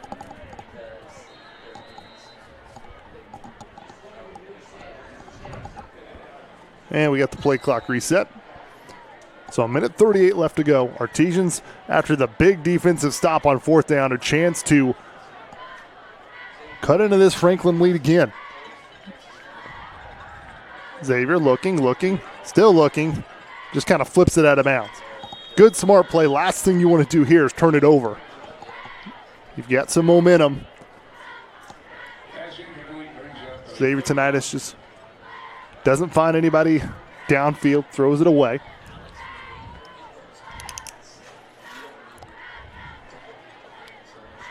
Timeout situation not 100%. I know Martinsville has used 2 of their timeouts. They've got 1 remaining. Franklin, I know have used 1. They may have 2 remaining, but they may only have 1 as well. So both teams with at least 1 timeout, I know for sure. And the bad snap, Xavier's able to pick it up. He throws it, and it is caught and reaches out, and that is awfully close on the far sideline. We'll have to see where they mark it, and that's Andy Myers again, but they're going to say he was a yard short. Great effort by Andy Myers, reaching out, trying to make that completion, especially after the bad snap. It was a very low snap, and that was a high snap, and now you're in trouble. Xavier Tinnitus gets it, and now he's in trouble, and he will go down. 4th and 1, and you have back-to-back bad snaps. And now Franklin once again is in position to score. On 3rd down, you had a low snap that bounced up to Xavier Tinnitus. He was able to pass it to Andy Myers for a 9-yard pickup, and then the senior maybe overcorrected a little bit, and it was a high snap over the head of Xavier.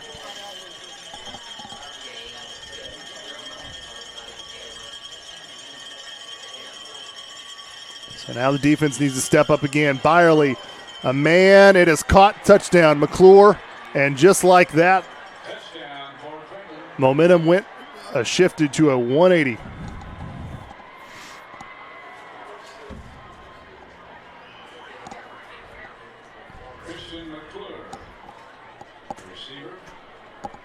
So the Artesian defense gets a stop before that play, obviously.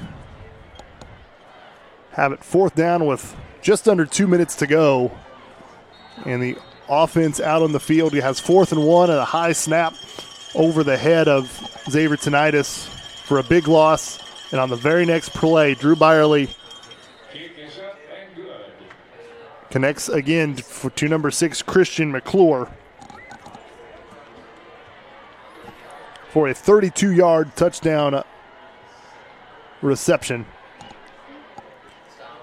Christian McClure, I believe that's his 2nd touchdown of the night, 8th of the season.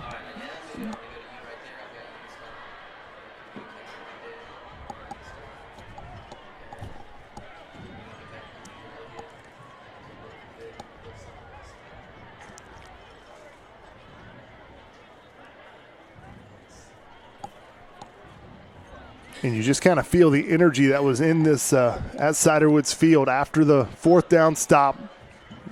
Martinsville offense, who has had some big plays, thought, well, if they score, it's a 1-possession game going to the locker room. At least as long as you take care of the football, it'll only be a 2-possession game, and things just completely flipped.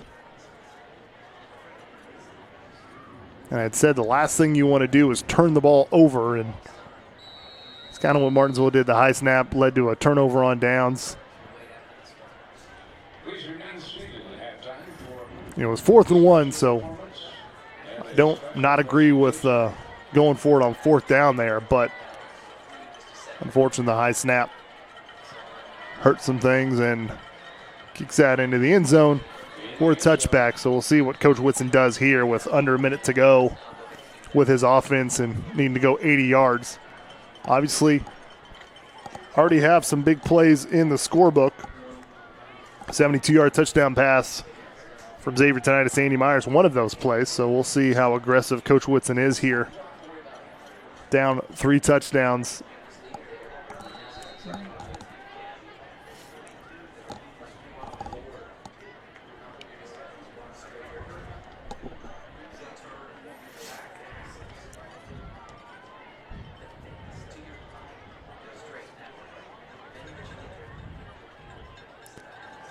Xavier a little screen to Andy Myers. Andy Myers catches it. Now he's running, and he gets tackled from behind, so a big gain there. So that may change some things here.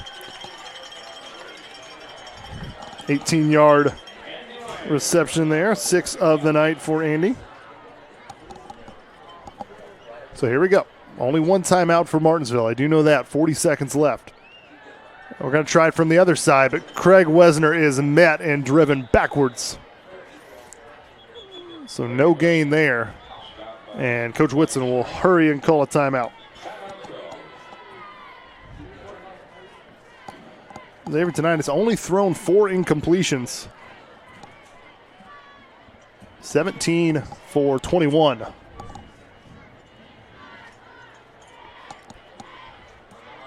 Also, Drew Byerly with only 4 incompletions on my record. So both quarterbacks throwing with good accuracy.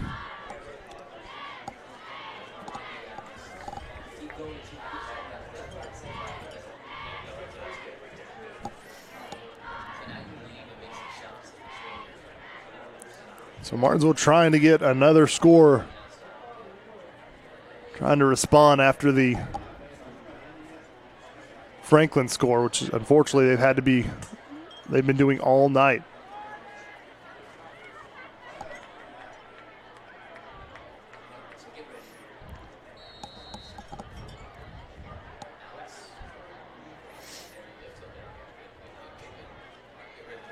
Xavier's going to have some pressure, but escapes it. And he's got Tyler Cox, who is hit hard, but does get the first down. Gets about 12 yards on that reception. It's first reception for Tyler Cox, but it's a first down. Now they'll wait, set the chains.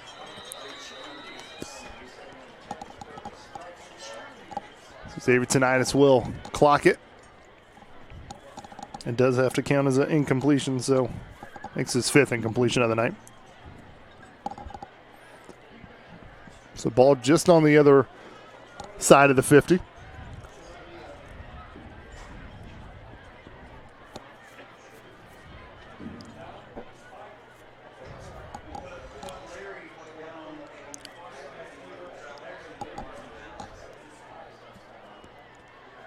Xavier back to pass. Little pressure, steps up. Gets it to Andy Myers. Andy Myers with another first down. And he's still going. Gets it out to the 30, near the 35-yard line. It's about a 14-yard completion there.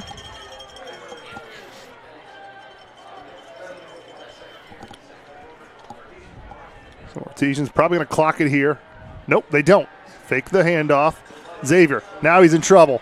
And now if he gets sacked, that's going to end this, because I do not believe Martinsville has any more timeouts, and that will do it.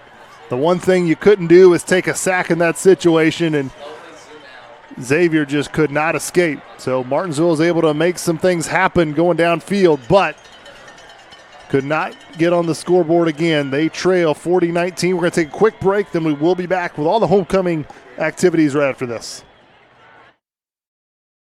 Sportsmanship doesn't happen just on the court or on the field or on the mat. It doesn't happen only in the pool or on the green or the track. It also happens in the stands, on the sidelines, on the web, and at home. That's because sportsmanship is everyone's responsibility. We remind you to practice good sportsmanship at all high school sporting events. Treat athletes and officials with respect during competition and especially in social media. And support your team's coaching staff. Remember, sportsmanship has a face. Yours. A message from your high school and the Indiana High School Athletic Association.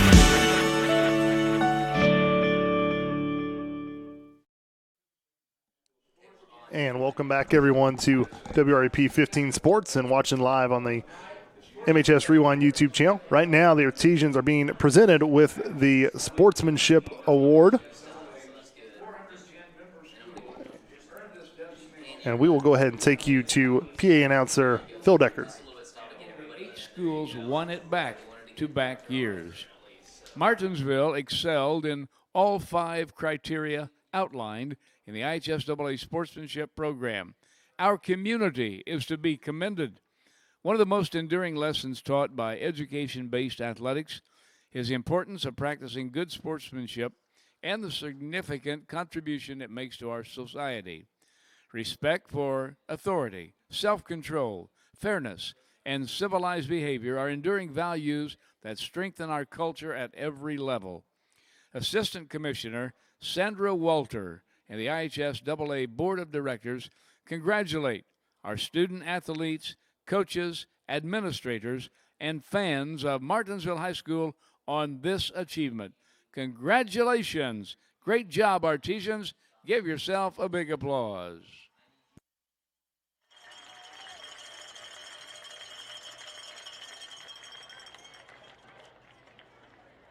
Congratulations to all of the Martinsville fans, players, administrators, everybody, because it does take everybody involved to get that sportsmanship award that the Artesians did just receive, as you saw. Community members, athletes, fans, everyone. So we do congratulate all those. And we will go back to PA announcer Phil Deckard for the rest of the homecoming festivities.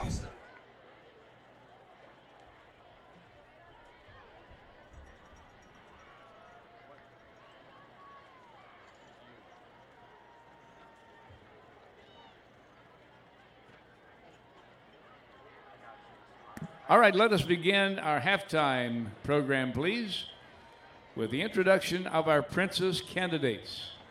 The candidates will make their way towards the center of the track from the south end. In first this evening, Princess candidates Lindley Cunningham, daughter of Aaron and Kelly Cunningham. Favorite subject, Spanish, peer tutoring, and publications.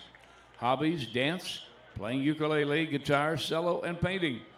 Future plans, she would like to be a missionary in a Spanish-speaking country to do music, dance, and art with little kids. Tonight, Lindley is escorted by Ben Tishner. Next, please welcome Shelby Huff. Parents, Travis and Heather Huff. Favorite subjects, English, U.S. history, and Spanish. Hobbies include golf, softball, being active in school clubs, and hanging out with friends. Future plans include law school. She would like to be a lawyer in the future. Shelby is escorted tonight by Larry Bland. Our next princess candidate, please welcome Annabelle Lambert, daughter of Jamie and Dennis Lambert. Favorite subjects include English. Hobbies are band and hanging with friends. Future plans, attend Indiana University, then eventually law school. Annabelle is escorted tonight by Trent Snow. Next, please welcome Adiah Shoemaker, daughter of Serena and Michael Shoemaker. Favorite subjects include art in school.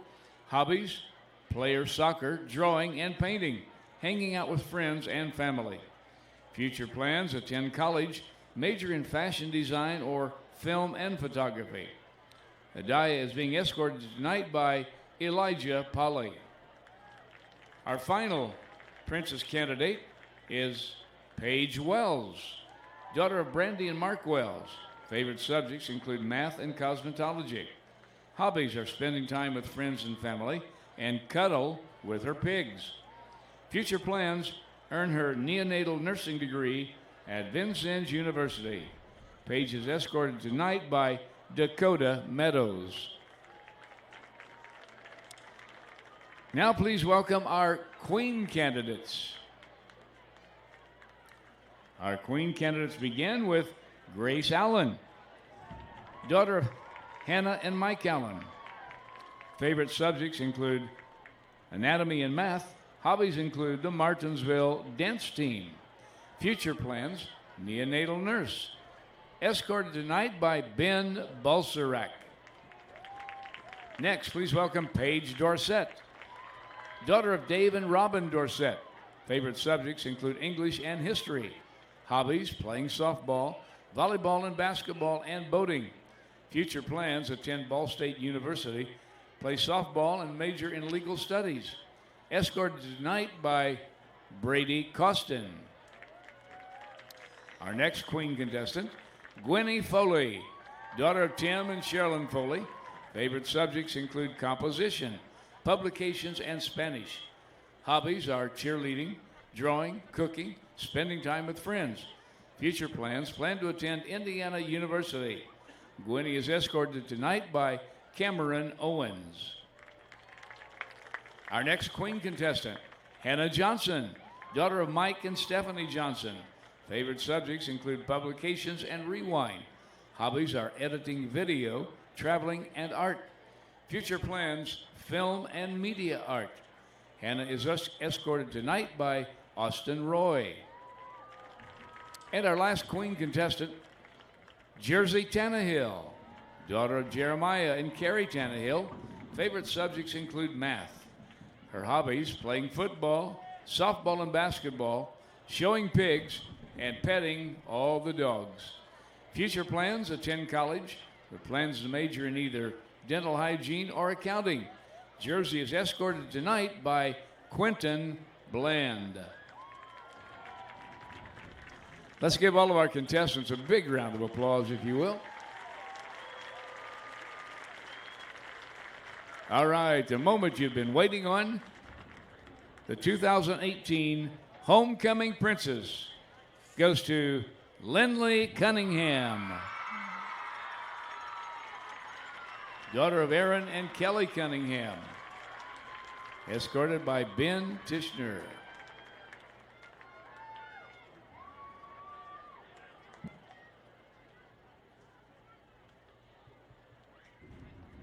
All right, the 2018 Homecoming Queen, Grace Allen.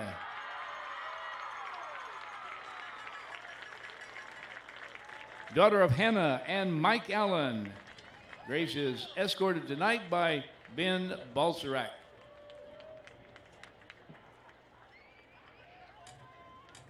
Again, your homecoming princess and homecoming queen. Let's give them another big round of applause, if you will.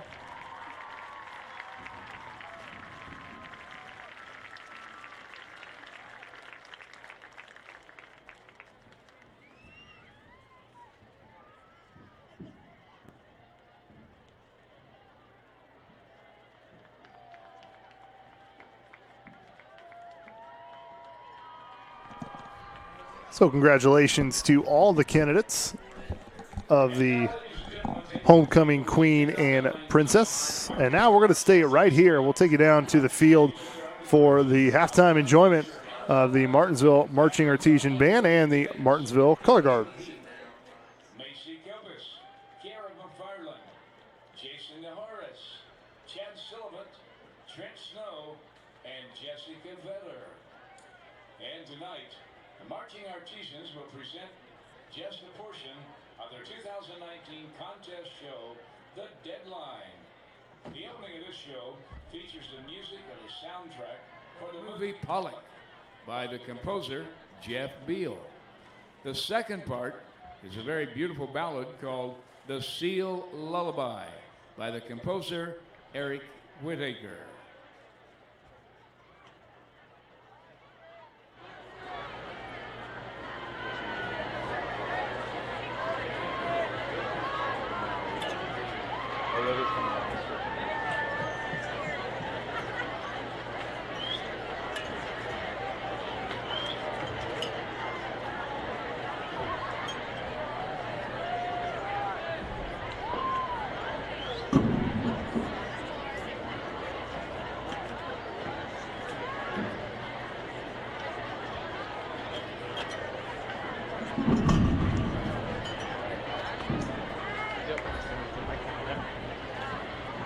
And now, ladies and gentlemen, it is my pleasure to present to you the Martinsville Marching Artesian Band.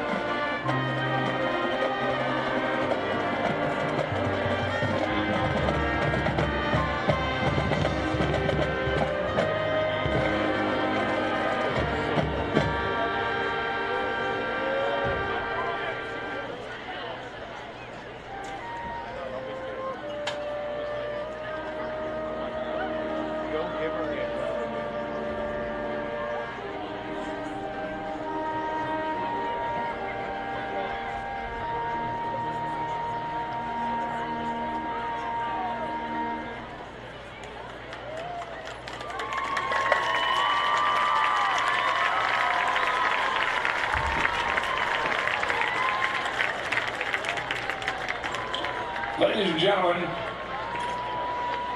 another round of applause for the marching artisans, if you will, please.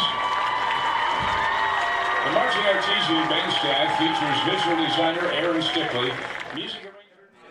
And that was the Martinsville Marching Artesian Band and Color Guard. We're going to take a quick break here from homecoming festivities, but we'll be right back with maybe some halftime stats after this.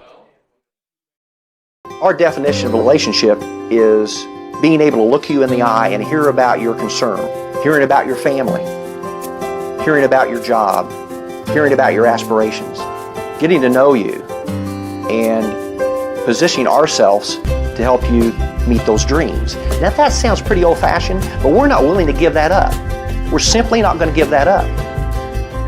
For all the banking services you need, there's no place like home. Work can be overwhelming. School can be overwhelming. I don't feel like I do enough at home. I don't feel like myself at home. I don't know if I'm making the right choices for my future. I have no idea what to do with my future. I have anxiety. I get so depressed. I just wish someone could understand. We may be your parents, But we've been in your shoes. And we fought the same battles. no matter what you're facing. We're here for you. And you're not in this alone. Becoming a licensed sports official is a great way to make a positive difference in the community and support the over 160,000 Indiana student athletes that participate across 22 IHSAA sports. Sports officiating allows you to stay connected to the game, become a role model for our young student athletes, earn extra money, and support the patrons and communities of our IHSAA member schools. To learn more about becoming a licensed IHSAA official, log on to ihsaa.org/officials today.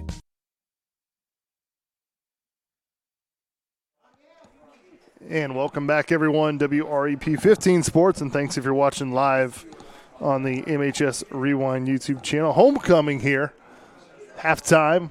Hope you enjoyed the homecoming festivities, the crowning of the Princess and Queen candidates,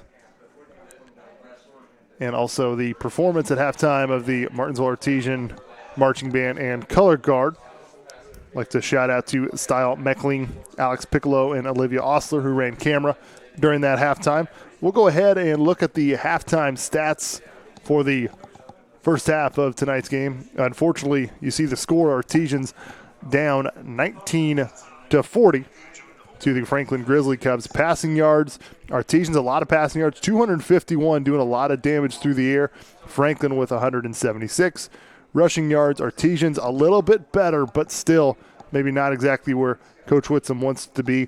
88 yards. Now, one of those big running plays was from Tyler Cox, a 38-yard touchdown. 88 yards total, though, for the Artesians. And 128 for Franklin. And also each team with 16 first downs apiece. So Franklin has kind of had a short field most of the evening. So their yardage, they haven't quite had as much yards as they could have had, because the Artesian defense has only been able to get Franklin off the field one time, and it could have been a big momentum changer, as it actually was a big momentum changer. Artesian's offense was able to come back on the field, down 14 with a little under 2 minutes left to go in that situation, but the high snap and then right next play for Franklin was a touchdown pass, and that made the score 40-19. So that's a big swing for the Martinsville Artesian fans to swallow. You had a chance. If Martinsville would have been able to score on that series, they could have easily gone into the locker room only down 7 and able to get the ball back to start the second half. Unfortunately, couldn't do it, and in the very next play, Franklin is able to score on a pass to Drew Byerly, and that makes this score 40-19. So Artesians down 3 touchdowns.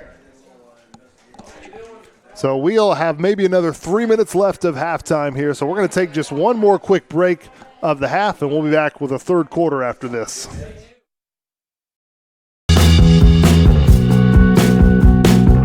Hi, I'm Matt Wolfert, president of the IHSAA Foundation. Lots of high school athletes here in Indiana have gone on to become collegiate All-Americans. A few of them have even turned pro. But participating in high school sports has helped virtually every high school athlete become a good American. That's because playing high school sports teaches life lessons like the importance of persistence, teamwork, tenacity, preparation, and hard work.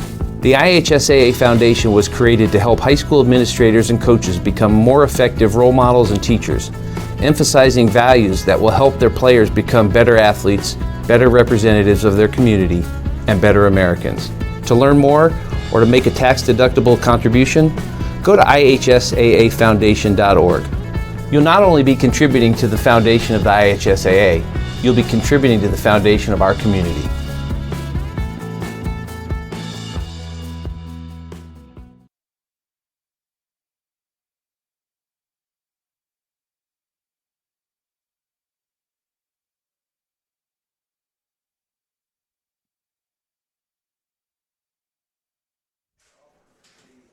And welcome everyone back to WREP 15 Sports and the Channel 15 Images Rewind YouTube channel. Artesians have some work to do, down 40-19. They will get the ball to start this second half, but Artesian defense obviously needs to make some adjustments. And, you know, the one thing that is kind of the elephant in the room, and no coach will make excuses.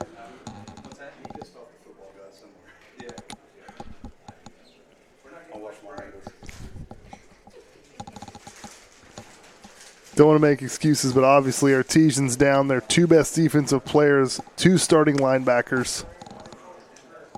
As Weston Pemberton was hurt in the last game, was never suited up for tonight's game, and then Will Nix went down with an injury in the first quarter, came back out, and then the very next defensive series went down again, and he left the field on crutches before the half. So Artesians down to their two best defensive players, two leading tacklers, and two starting linebackers, and that's tough for any team at any level to overcome. If you're an NFL player or a top college team, it's going to be tough if you lose your top two linebackers to bounce back, but that's part of the game. Every team in the state of Indiana has some sort of injuries they're dealing with. The big question is, how can you deal with that adversity? And Martinsville has quite a bit of adversity here. Now, the good thing is Artesian offense has looked good. Obviously, the high snap that led to a quick Franklin touchdown at the end of the first half, one of the low points. But Artesian offense has been able to move the ball down the field. Tyler Cox has had a little bit more success running the football, especially that long 38-yard touchdown run he had in the second quarter. Xavier Tenitis has looked good. He's completed a majority of his passes, very accurate, has connected to Andy Myers and Matt Thomas downfield. Also involved Matthew LaFerry, Craig Wesner in the passing game as well, which could not really say that the last couple of games. It was kind of the Andy Myers, Matthew Thomas show the last two games, and got some of your other receivers involved, especially Craig Wesner. Craig Wesner had 5 receptions in that first half. Matthew LaFerry also involved in the offense a little bit more, which is good to see. So Xavier's spreading around a little bit more, not relying only on the deep ball. He's obviously connected on that and will continue to throw that deep pass, but kind of do the rollout quick pass.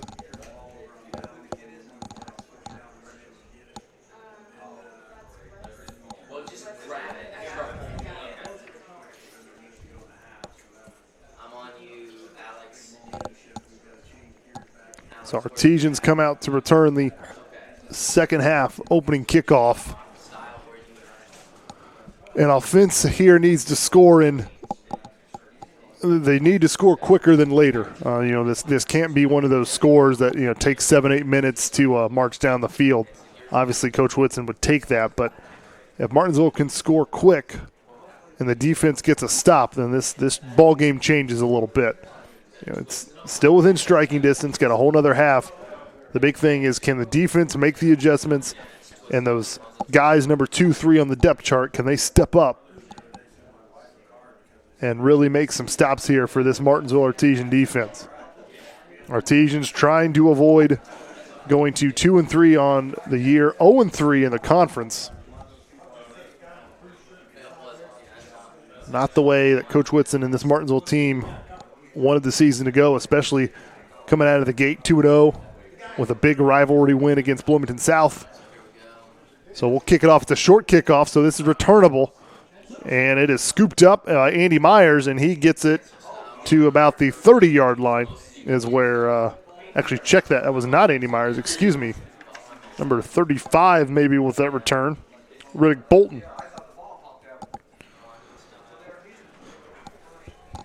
So Bolton with the return. Gets it across the 25 to about the 29-yard line.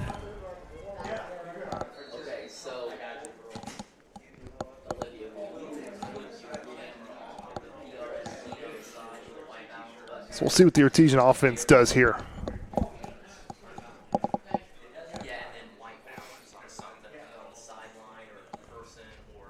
Xavier Tinnitus gets a play call from the sideline, and he will fake the handoff, pass it to Matt Thomas. Matt Thomas, a little stiff arm, does not avoid contact, which I like. Gets it out to about 10 yards, so a quick first down for the Artesians. That's good.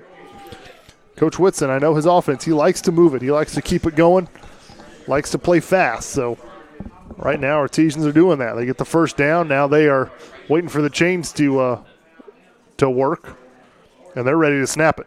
Got to wait for the official to get out of the way, and now we're good. Low snap, Xavier. Quick strike, and is that caught? What a catch by Andy Myers. Another completion and another first down. So 2 quick passes and 2 quick first downs for the Artesians. Matt Thomas had the first one, then Andy Myers for the second one. That's your 2 leading receivers for the Artesians.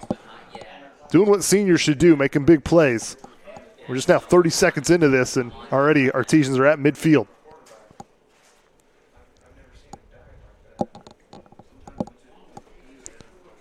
Xavier's going to have some pressure. He's going to roll out, but he's still got some space, and now he's going to tuck it and run, and he'll just go out of bounds. So smart play there by Tinnitus. Didn't want to force anything and rolled out to his right and got about a 4 or 5 yard pickup.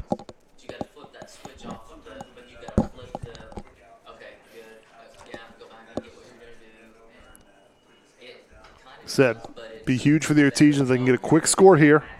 So far, so good on that. And then if the defense can get a stop, this game will change.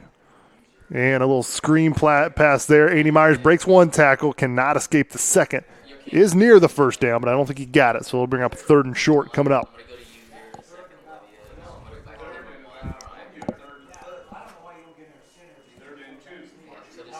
So not quite as close to the first down as I thought. Now it's about a 3rd and 2. So the Xavier Tinnitus quarterback sneak, probably not the right play call here, and he's in shotgun, so that's not going to be the play call at all. Hands it off to Tyler Cox, who does get the first down and more, so about 3 or 4 yards extra up the middle.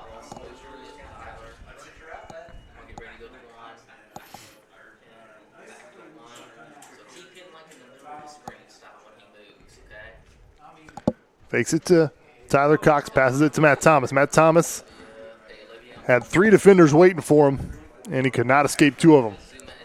But it's another good first down play as gets about 6 yards on that completion.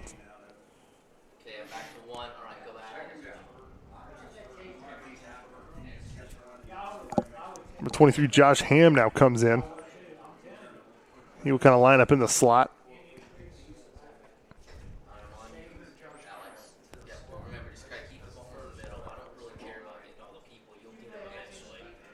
Second 4, Xavier looking deep. Now he is going to be wrapped up and go down. So the first negative play on this drive, and it's a big one, goes back behind the original line of scrimmage for 3rd and 11.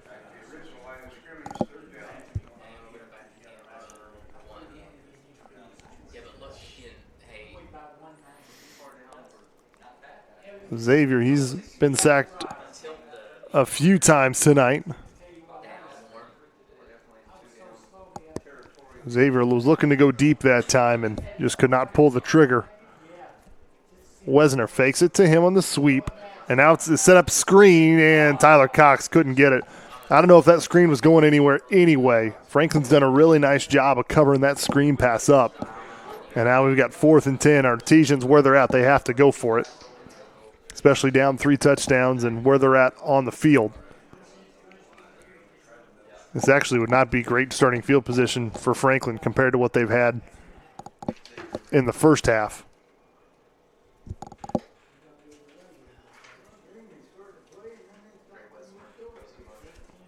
You saw what happened. What kind of kills the momentum when you have the quarterback's net sack. Any negative play really just kills the momentum of the offense. Offensive line doing a nice job, and he's got a man. It is caught and touchdown. No flags on the field, and a touchdown pass from Xavier Tinnitus to number 15, Wesley Polston.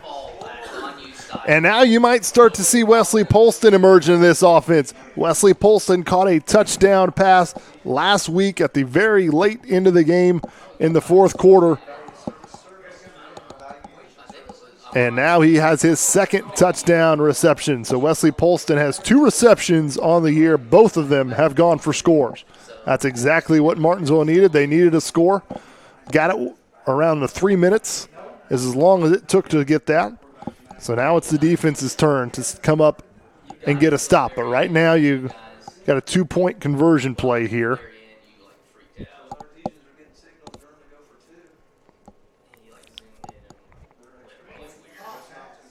Great connection there. Xavier Tinnitus, Wesley Polston for the touchdown. Xavier's going to roll to his right. He's got a man. He's wide open. He is caught, and Matt Thomas with the 2-point conversion. So now it is 40-27. So the offense did their job.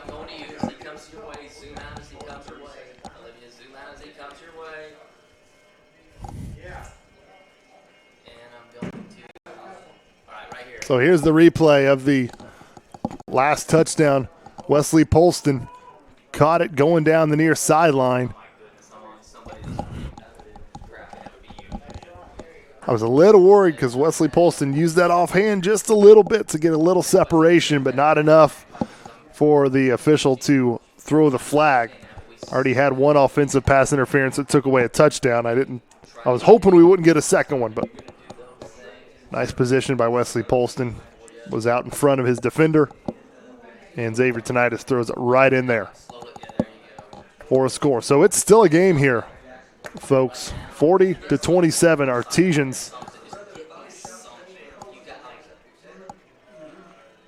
trying to make a comeback here. They are down to the Grizzly Cubs. And we're going to try a little onside kick. Gets a nice hop, but recovered by number 43, Caleb Jesse of the Grizzly Cubs. And that was a perfect onside kick. You got that high bounce that you really want to get. But good job by the hands team there. Not a bad time for that, but especially the way that Franklin their return game has been. So we'll see what the defense can do. Down their 2 best defensive players. Can those guys, number 2 and 3 on the depth chart, can they step up? And breaks one tackle, but will not break the second. Tackled out of bounds, and there's a late flag. And that is probably going to be a 15-yard personal foul penalty. And the Artesian defense, they get a stop, but when you get a running back that's going to the sideline there, as soon as he hits that white, you got to let him go. And I don't think that's what happened. Now, granted, it was on the far sideline, so I didn't get the best angle, but anytime you get a penalty flag in that location that late, that's probably what the penalty is going to be. Personal foul on Martinsville, so that'll give Franklin free yards, which is absolutely not what they need. They don't need any other additional yards.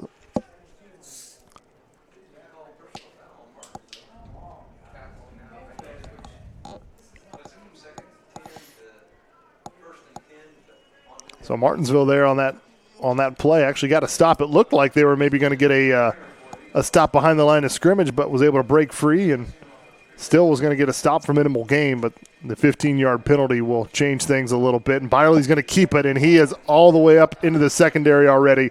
Makes a few men miss, still going, bounces to the left side, and he is going to get into the end zone. And Drew Byerly just like that. And for Martinsville, it's like 1 step forward, 2 steps back. The offense scored the touchdown. Defense had a shot. They got a stop on the first down play for Franklin, but the 15-yard penalty gave Franklin 15 yards, and then the very next play, Drew Byerly on the option takes it himself, and then several missed tackles later, he's in the end zone for the score. And kick is up, and that is definitely good. Big boot there.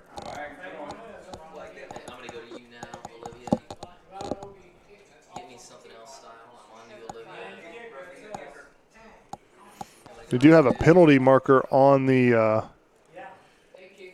field, but I believe it's going to go against Martinsville.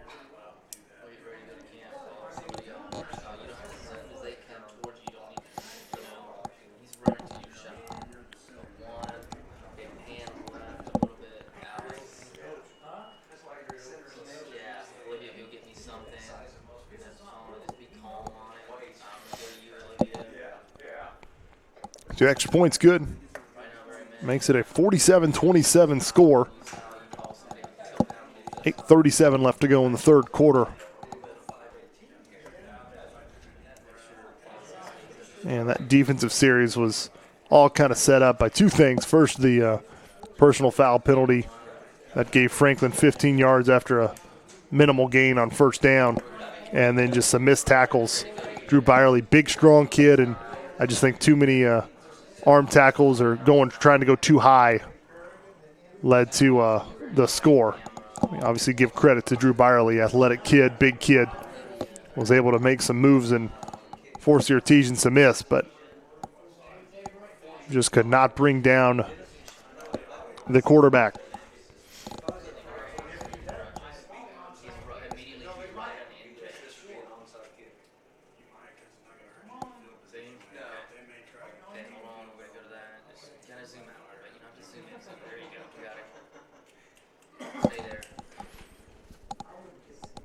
And you see Will next there, a shot of him in street clothes on crutches. So like we assumed, his night is officially over now.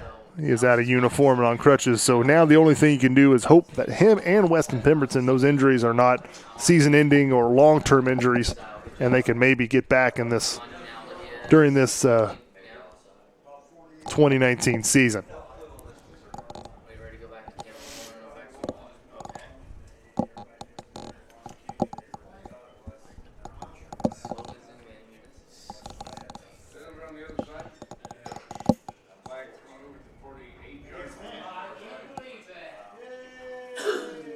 Penalty will go against Franklin on that. I think that was an unsportsmanlike conduct penalty, which that's got to drive Coach Cole crazy, especially with a 47-27 lead. Last thing you want to do is having unsportsmanlike conduct penalties. So I don't know what was said or done, obviously, but Martinsville will take the yards.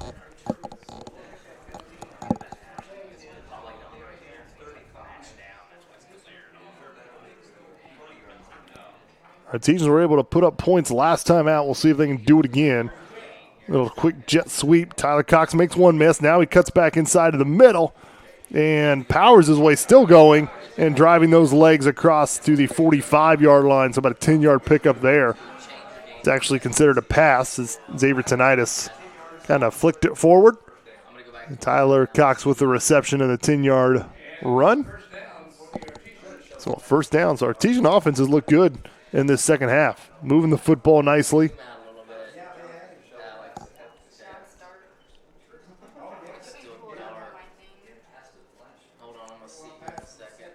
Xavier is trying to get Tyler Cox, and Tyler Cox made a one-handed catch. What a play. Tyler Cox had a defender draped all over him, and a one-handed catch. So Martinsville is not laying down. Coach Whitson said during the coaches show that his team, his coaches, they don't quit. They keep playing, they keep coaching. And what a great sign there. And that proves it as Tyler Cox, the running back, gets open in space, makes a great one-handed catch.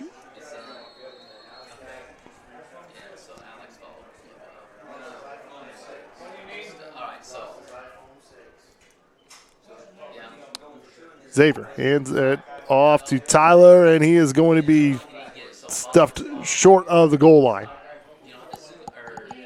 So still a two-possession game, down 14.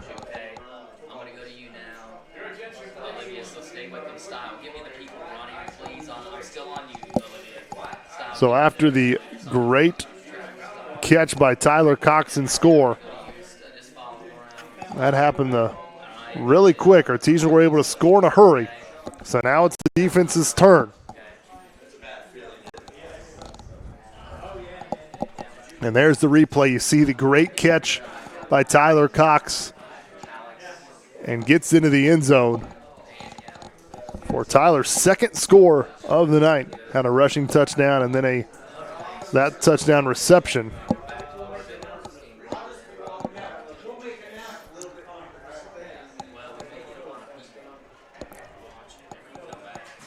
So it looks like Martinsville's going to set up for the onside kick again. Had the high bounce that you wanted, but it was recovered by Franklin. We'll try it again here. And that time you don't get the high bounce, but Franklin was able to jump on it. Colby Welch there was able to cover that up. So Franklin have it around midfield.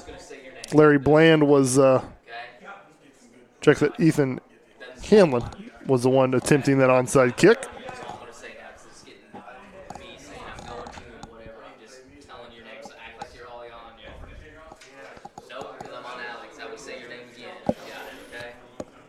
All right, so first down for Franklin midfield. Artesians staying in this game, but they need a stop from their defense. Ward has it, trying to go on the outside. Tackled and gets about a 4 or 5 yard pickup there. Very similar to the play that was run on the first drive of the second half by Franklin, but Ward was hit out of bounds and 15-yard penalty. That time, no penalty. Ward gets about 5 yards on that carry. 8 minutes left to go in the third quarter. Still plenty of time for Artesian to do something. Ward, this time he goes up the middle, and he's going to be near a first down, and I think he's going to have it.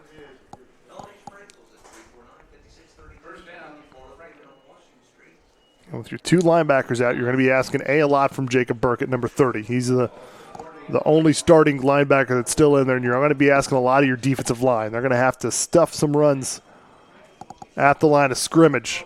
And that pass is wide open. McClure that time with about a 13-yard catch.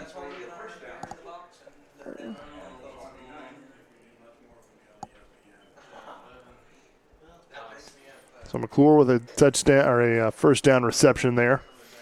And just too much space.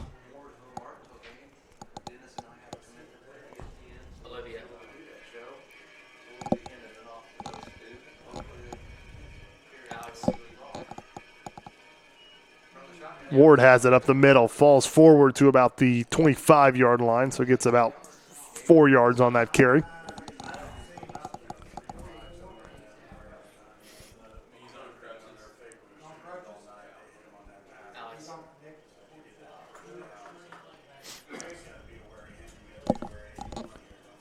Second down coming up for the Grizzly Cubs, 7 yards to go for the first down.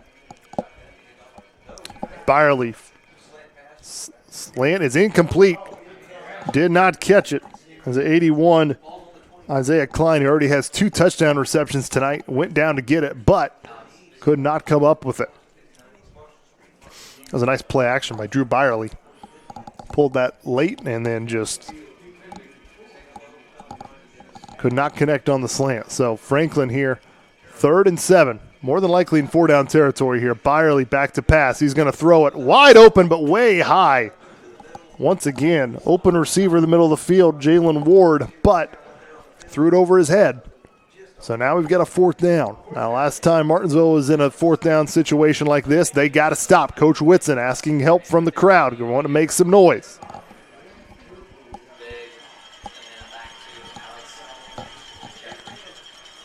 Fourth down, Byerly back to pass, steps up, passes, it is caught, and it was caught inbounds. Wow, what a catch there on the far sideline.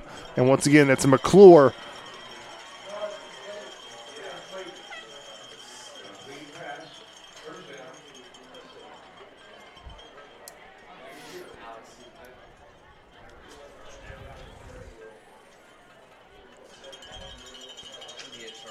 Christian McClure with the first down reception. Fresh set of downs. Now it's Byerly on the left side. Byerly still on his feet, and he scores touchdown. Drew Byerly, you just see the strength he has, just goes around the left side and into the end zone for another score.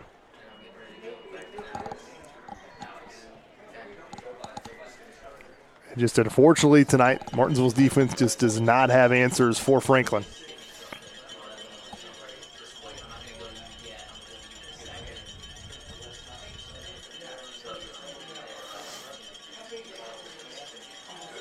Kick is up, and there's a flag. Now we'll see if this is on. Seems like the Artesians got there pretty quick, so I don't know if this is, yep, it's going to be on Martinsville. So more than likely this is just going to result in an extra point that's good.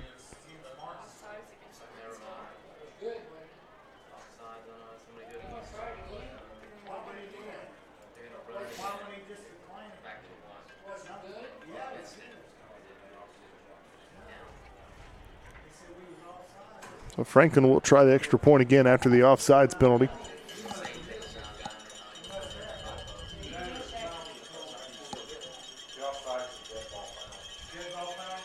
That was a dead ball foul, so they have to do it again, and now have a little trouble with the snap, but will still get into the end zone as Potteroff, coming off the end, kind of ran past him.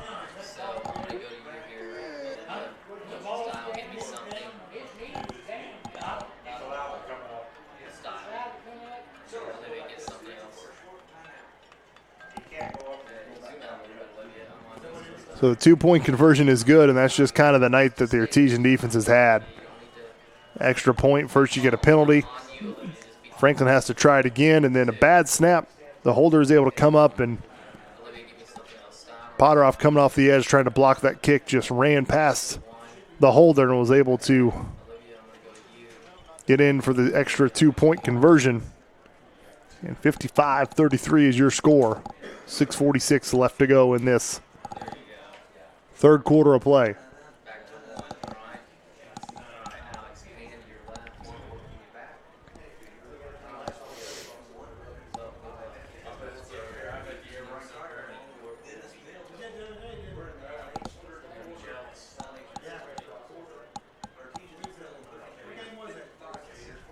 Artesian defense that time had a chance. They had Franklin 4th and 7 at about the Artesian 25-yard line, and Byerly was able to connect about a 9-yard pass. Christian McClure on the far sideline was able to keep a foot in bounds, and Franklin was able to keep the drive alive. And then Drew Byerly took it himself on the left side for the score, and this is going to be taken inside the 5, so it should be a return. And broke a few tackles, but went down past the 20, around the 23-yard line. That was Chase Mabry with that return. And Franklin now has a player who's down. This looks to be a cramp the way the trainers came out and working the foot, trying to get those toes toward the body.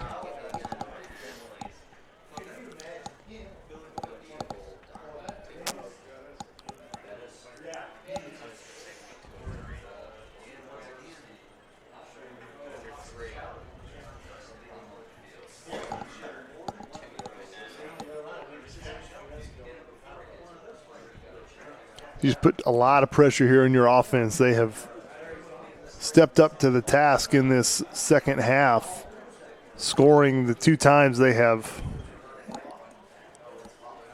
It looks like we had a penalty on Martinsville that did not see the flag and just barely caught the corner of my eye. The referee make the signal. So it was a holding penalty.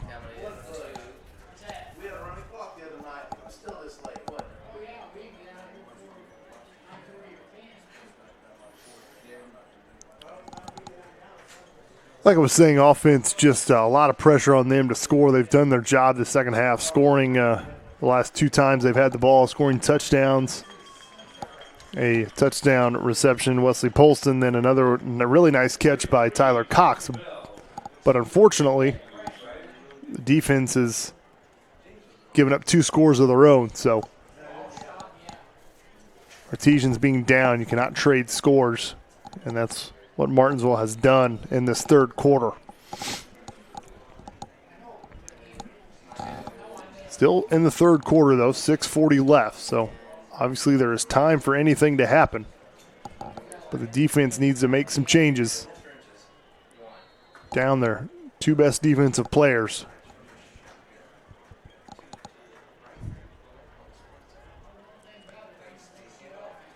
And fakes it to Tyler Cox. Xavier tonight is rolling out and just nowhere to go. He's going to tuck it and run, and does get some positive yards there.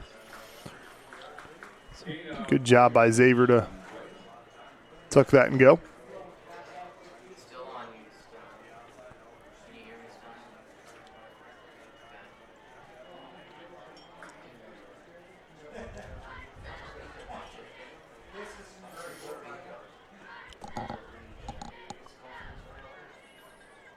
Xavier, quick pass, but it's thrown low. Had to go down and get it. Matt Thomas, I believe he caught it. Best to just let that go because it was actually a completed pass for negative yards, so it's going to be 3rd and 9. But in that situation, the last thing you're thinking is to let a ball fall incomplete. Matthew Thomas went down to get it.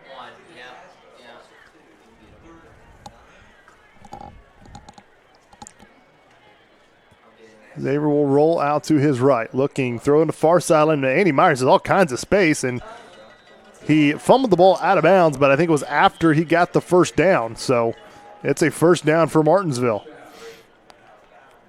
I'm really shocked. Obviously, I'm not the strongest football mind, but that rollout, Andy Myers had all kinds of space. You would think the way the season he's having, the night he's having, that Franklin would be putting a little bit more pressure on him, but he had all kinds of space. Low snap, and ouch. Tyler Cox, the low snap, kind of a delayed handoff, and there is a Franklin defender just coming right up the middle. And Tyler Cox, as soon as he looked up, got hit.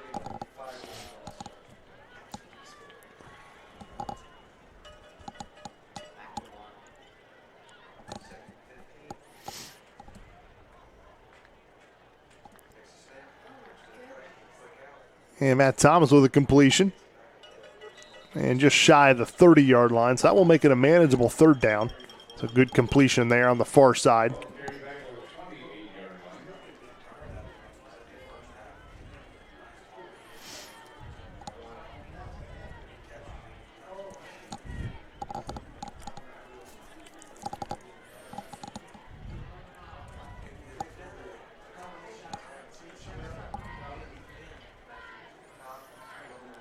Xavier fires it and caught.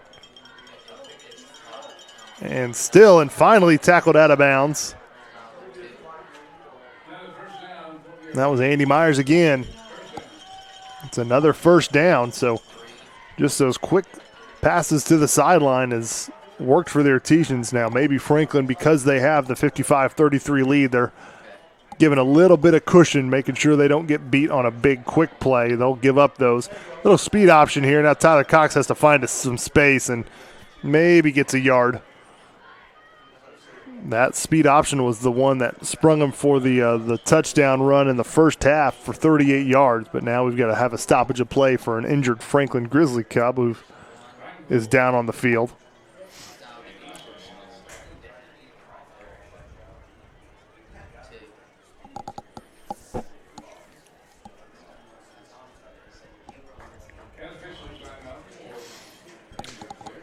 So have a lot left in this game. We'll go ahead and look forward to what next week. Franklin, they will take on the number 1 team in 4A and Morgan County rival of Martinsville, the Mooresville Pioneers. They will take them on at Franklin. So if Franklin is able to hang on and win this game, that would be a big, big matchup that would probably get a lot of media coverage here in central Indiana.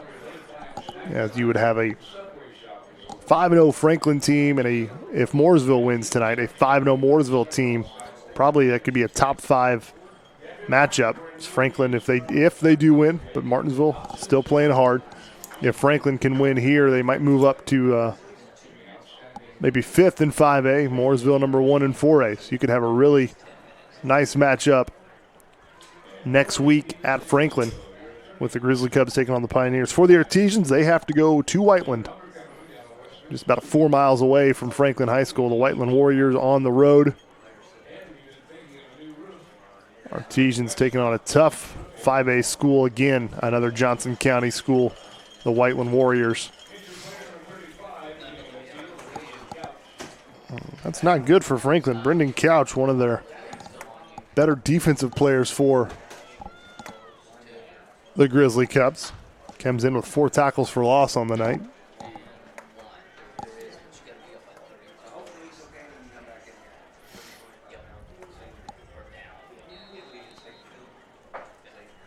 Second 9 for Martinsville, but they have kept the chains moving, and Matt Thomas break 1 tackle and still going, and I believe he got on the first down. He's going to be close. I don't know when he stepped out there on that far sideline.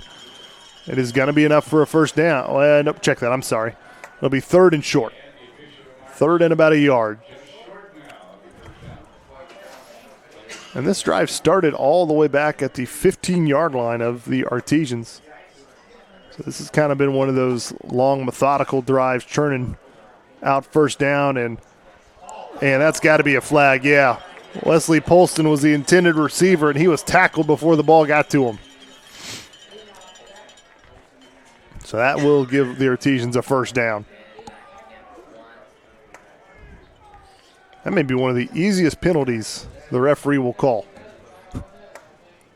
There was no doubt about that. I'm guessing even some of the Franklin fans on the other side of the field cringed when they saw it, because they knew exactly what the penalty was going to be. So far not the homecoming that Martinsville and their fans want, but still another quarter left. Unfortunately, though, the just defense has not had an answer for Drew Byerly and the Grizzly Cub offense.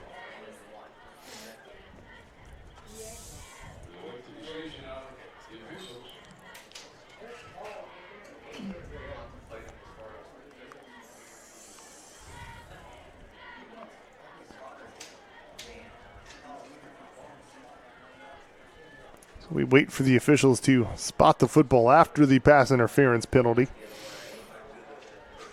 That will go 15 yards. And it'll be placed just outside the 40-yard line. So Artesians in Franklin territory. So a chance to get a touchdown here before end of the quarter. Still 4:08 left. Martinsville, a chance to go into the fourth quarter down 2 scores. Despite everything that's happened, Martinsville is not out of this game yet. Another speed option. Tyler Cox trying to get the edge and breaks the tackle. Able to stay on his feet somehow and dive forward for an extra yard or 2. So gets across the 40 to the 38-yard line.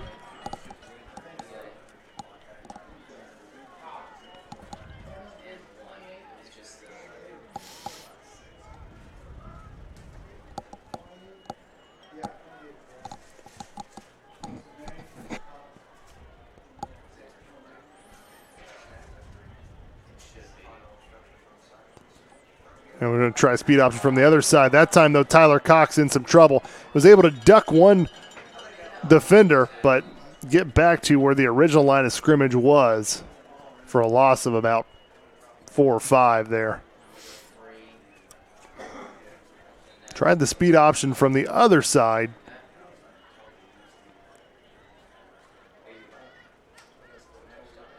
Looks like now we've got on the far side another Franklin player that is hurt, but it looks like a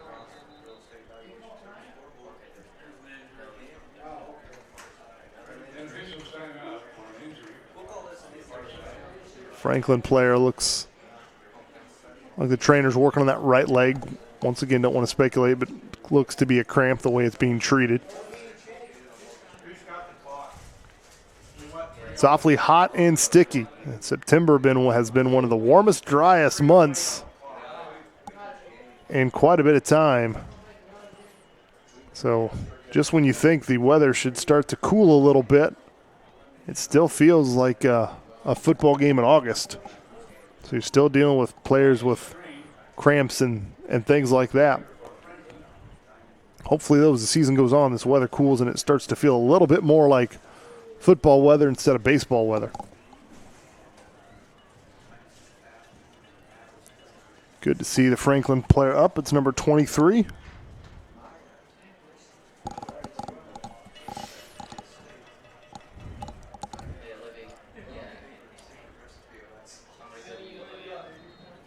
You have to tip your cap to Coach Chris Cole in his third season, a football program that has not had a winning season since 1996.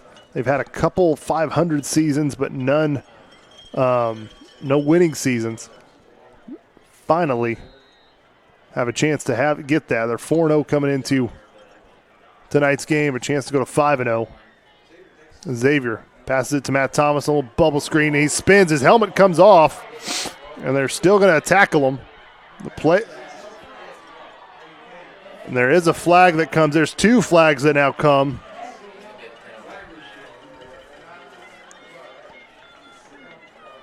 So Matt Thomas got hit. The helmet came off. Now that should have stopped the play right there.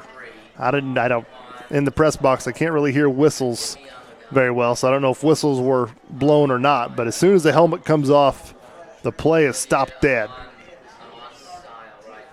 So there were some penalties thrown. I don't know if there was anything said or done after the play. And I couldn't see if the hit that popped off Thomas's helmet was higher to the head.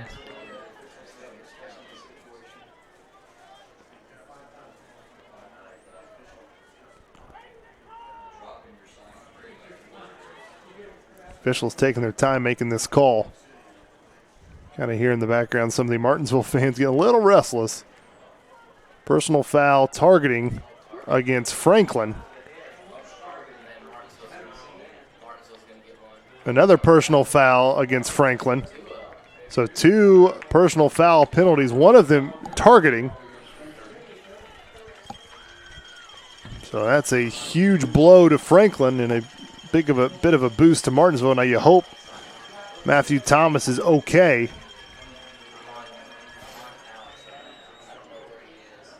He looked to be fine. He came off on his own power. The helmet popped off, and they will combine those two penalties, so that will move the football all the way inside the 15-yard line. So Artesians, with under 3 minutes to go in this quarter, they've got a chance now to score again. Offense has not been the issue tonight.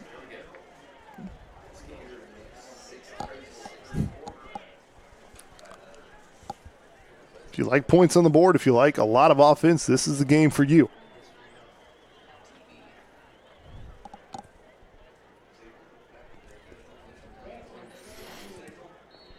It's a complete different game than what Franklin was used to last week. Xavier's in trouble, and he will be slung down to about the 25-yard line for about a 10-yard loss on the sack. Matt Thomas, good to see him come back on the field.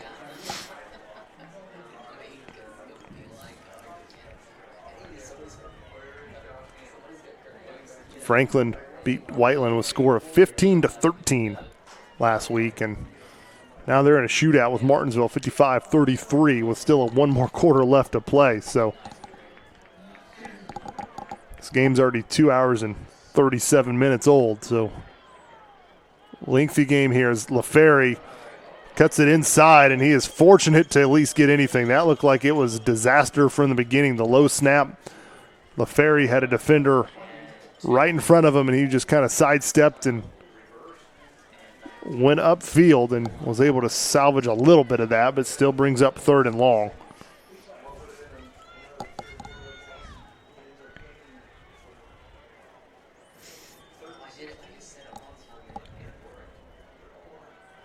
Fakes it. Sets up a screen, a little bubble screen here. Andy Myers, he will score, and a flag is thrown late. We'll have to see what the flag is, but that's probably going to be a hold, and another touchdown is going to be taken away by Andy Myers on a penalty. We'll have to wait to see what the final call was, but the screenplay. Great play call. Andy Myers was wide open, caught it. The flag was thrown around the 10-yard line, so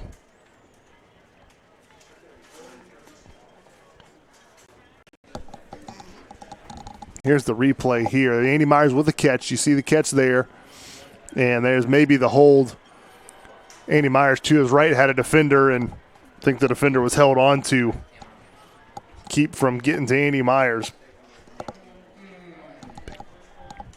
Also could have been maybe a pick play as well.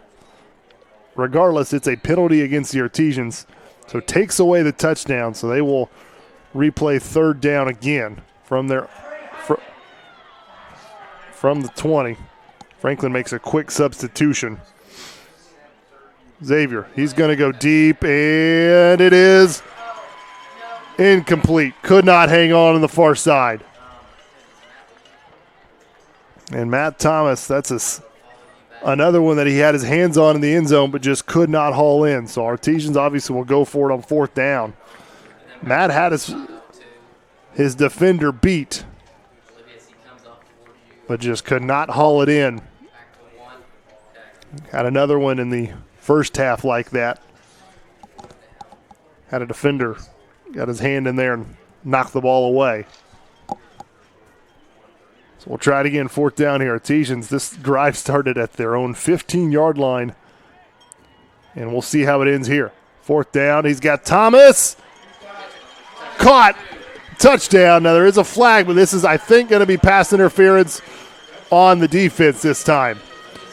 Matt Thomas, great to see him make that catch after he dropped the touchdown pass the down before. This penalty is more than likely going to go against Franklin. Pass interference it is, and it will be declined for a Martinsville touchdown. So Matthew Thomas with the score, and the offense still out there doing their job.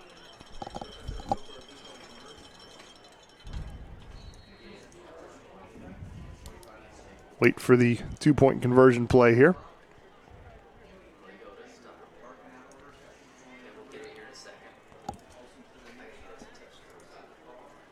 (55-39). Xavier rolls out. Looking, throws it up and knocked away. Tried to get it to Andy Myers there in the middle of the end zone. He's also looking at LaFerry and Thomas on the far side of the end zone as we will take a break and show you the instant replay here. Xavier Tinnitus throws it over the middle, and Matt Thomas, great catch because he got hit right before the ball got to him and was able to catch it and haul it in for the touchdown. So offense still rolling, 55-39. Still a two-possession game. It's hard to believe because of everything that has kind of gone south for the Artesians on the defensive side, but this is still a football game, folks. You got a whole nother quarter left. 55-39. Martinsville, though, will need to score a touchdown twice and be successful on the two-point conversions on both tries if they want to tie this game. But the more important factor in that is they need to stop Franklin.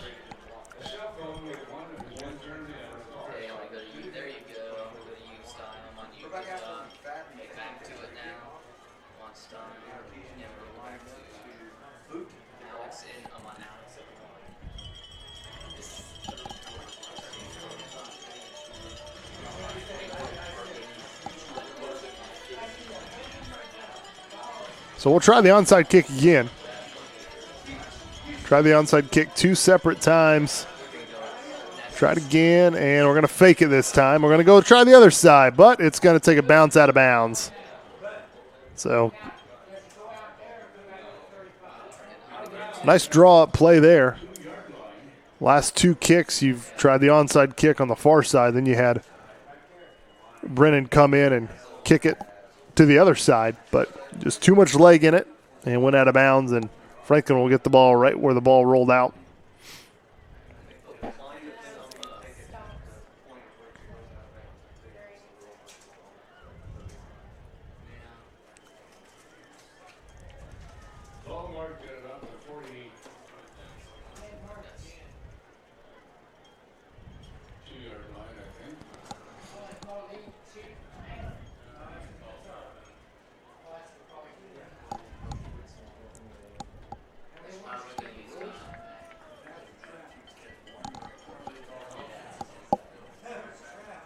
So the one thing Artesians would love to have is force a turnover here. Artesians, I know Coach Whitson and pretty much any coach at any level in the country will tell you one of the keys to the game, one of the ways to win football games is to win the turnover battle. And Artesians on the season, they have turned it over 6 times. They've forced 7 turnovers, so far they've won it. Not quite the ratio that I'm sure Coach Whitson wants, but this has been a clean game so far. No turnovers have been committed by either team. Martinsville would love to be the first one to force the turnover here. Ward has it, and he is going to be hit and driven backwards. It's one of the first tackle for losses on the night. And that hit and tackle was brought to you by number 68, Darius Cook, from the defensive line position. Now Martinsville defense, maybe that gives them a spark, a little energy, a little more. As Ward was met about 2 or 3 yards back in the end zone.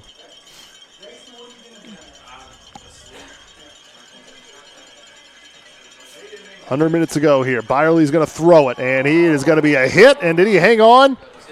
Coach Whitson's saying it's an incomplete pass. Now we're going to get some officials discussing.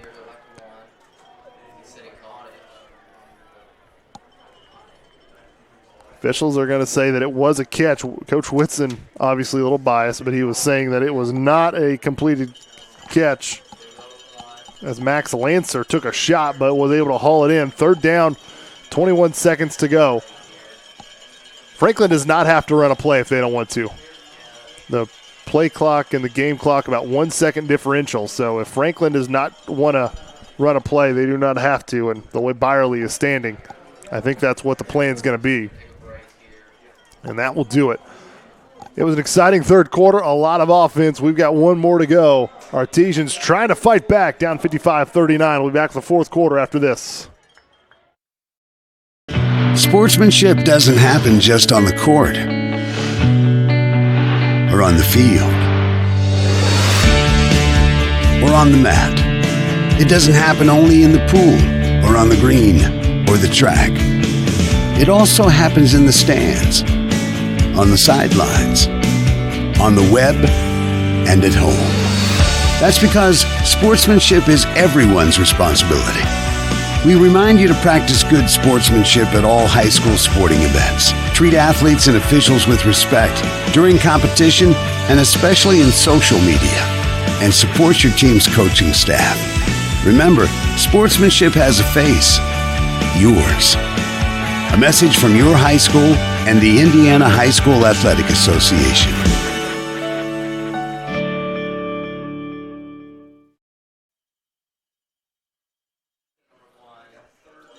And welcome back, everyone. WREP 15 Sports. Eric Burns here giving you the fourth and final quarter. Got you live here on MHS Rewind Channel. And Drew Byerly is going to take it, and there's going to be a first down. So a first down there for Byerly. I paused for a moment on that call because I saw something get thrown up. It was a towel. I thought it was a flag at first, but it was a towel on the Franklin sideline. So first down for the Grizzly Cubs. Artesians could not quite get the stop. It's a fresh set of downs for Franklin, and Artesians still looking, see if they can get a forced turnover here. Byerly rolls to his right. Now he's got pressure in his face, throws it, and it is incomplete, broken up there on the far side. Adam Field, number 13, I believe, was the one who came in and broke that football up.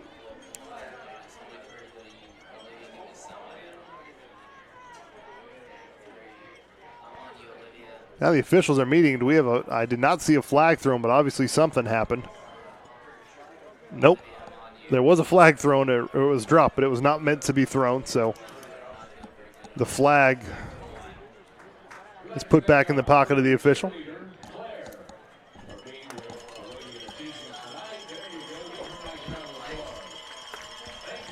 Second down coming up, 11:30 left to go. In the fourth quarter, Artesians trying everything they can to get the offense back on the field to give this team a shot to come back. Byerly gets some pressure, throws it up. He's got a man, but it is thrown well out of bounds.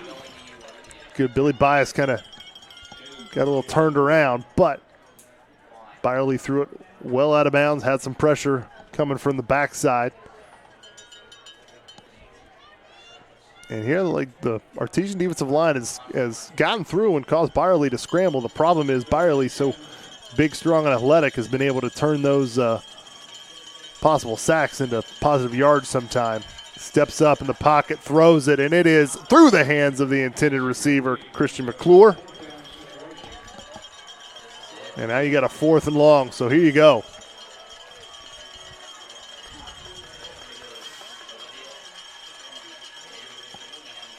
This is one of those, it's kind of a game-defining play. Yes, it's early in the 4th quarter, but you know that if Franklin gets this and scores, that it just makes it really, really tough. You get a stop here, give your Artesian offense a chance to go back out there. Here we go. Byerly back to pass. He's going to throw it. It is caught on the near sideline and finally dragged out of bounds. Number 28, Owen Dawson, with that reception. And that has just happened way too many times for Martinsville. Franklin with some wide open receiver downfield for a big play.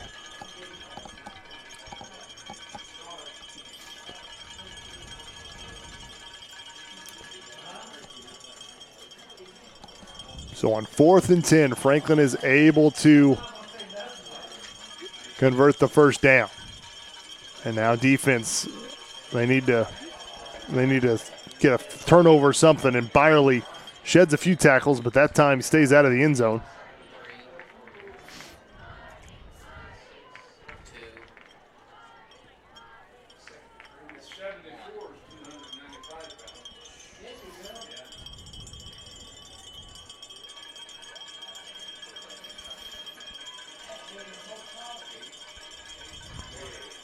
See the size of that offensive line that Franklin has.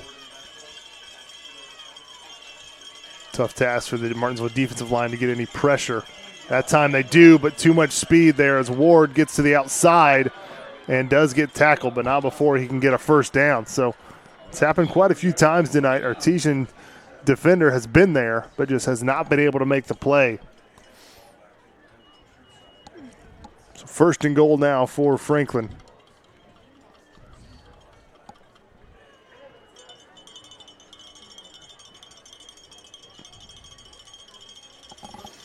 Now Franklin will be in no hurry to snap this. They've got the lead in the 4th quarter and in prime position to score again and really put this game away. And Byerly's going to keep it on the option, and he's going to be short of the goal line. It's tackled about the 2-yard line, so it'll be 2nd and goal again.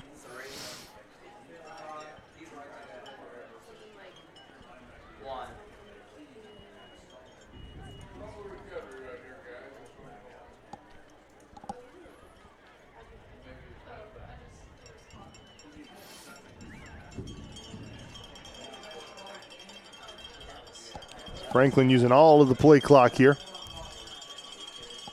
Now they go to the line with about 10 seconds left.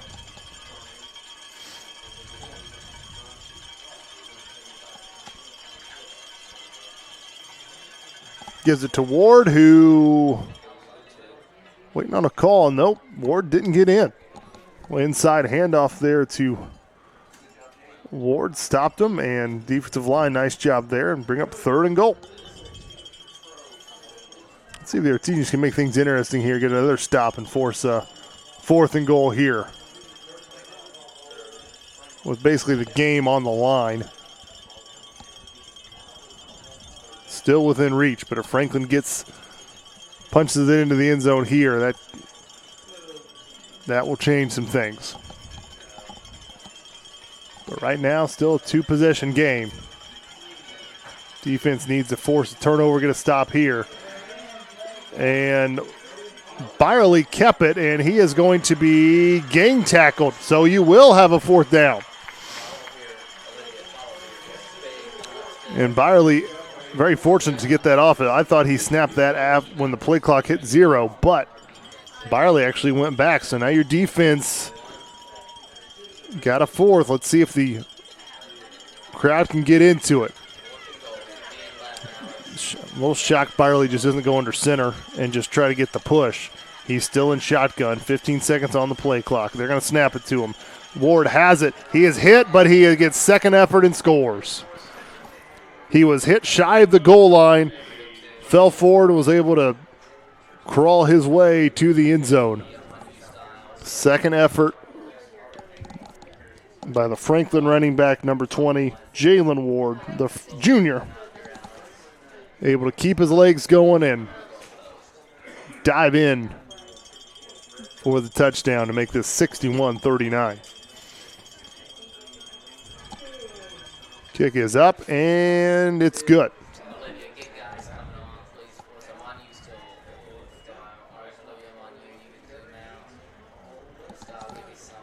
Artesian defense with a couple of chances for a fourth down stop, but just could not get that big stop that they needed. Had it 4th and long, and Byerly was able to connect on about a 10, 11-yard pass. And then you just saw it had 4th and goal from about the 2-yard line. And Jalen Ward took the handoff, got hit, but was able to fall forward for the touchdown. And now Martinsville,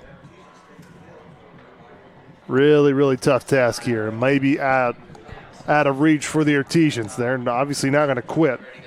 Coach Witz and his staff still going to be coaching, trying to find ways to put points on the board and get wins.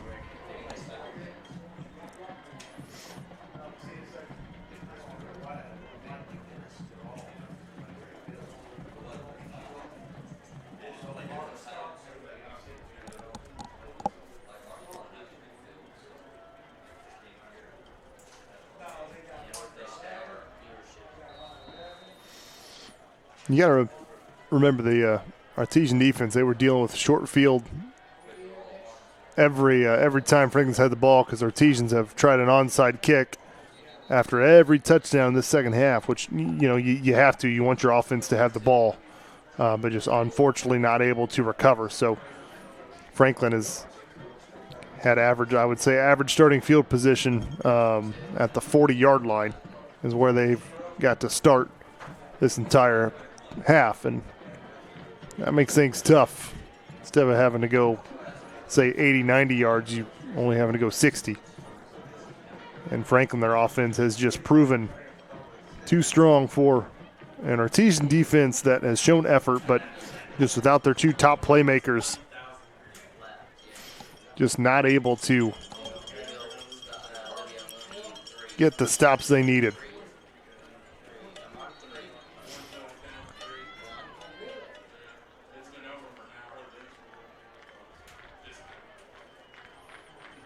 We'll roll out here. Xavier tries to find his man, but could not catch it. Matt Thomas went down to get it, but could hang on to it. He bring up a second.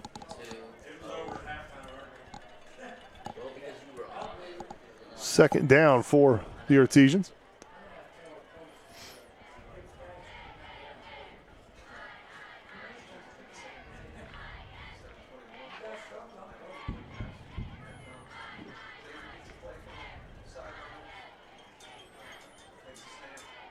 Xavier looking, finds Andy Myers.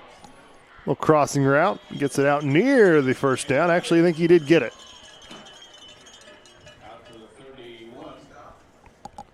So you see the effort for these Artesians. This offense, you've got to grade out as a effort here for this offense. They have done everything they can to keep Martinsville into this football game. Only had to punt it once, I believe. Then had the one bad snap at the end of the first half that kind of stopped any chance of a huge play. And, Wesley Polston tried to make the catch, but got hit simultaneously. As soon as the ball got to him, he got hit by a defender, couldn't hang on.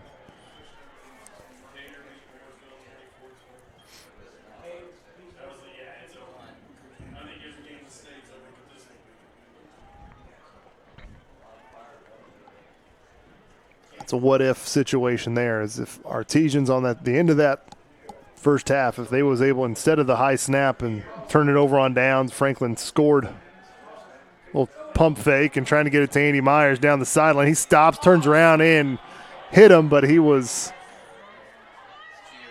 surrounded by two Franklin defenders. A lot of hand action there, but no call.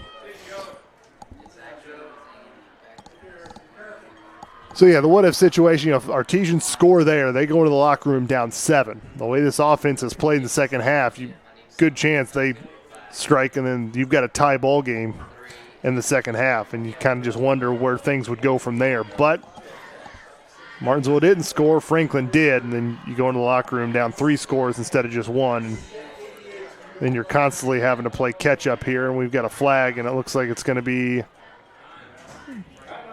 timeout Franklin.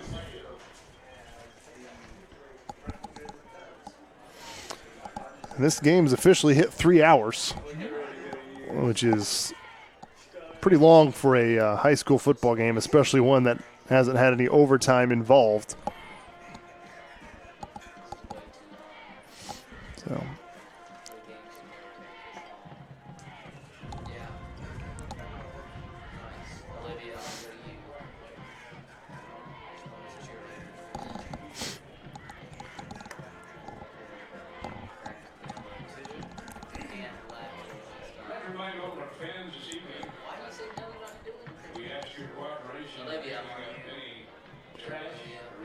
So the 3-hour game, product of a lot of scoring, and both these teams really not running the football, doing a lot of passing, especially on the Martinsville side because of obviously having to play catch-up.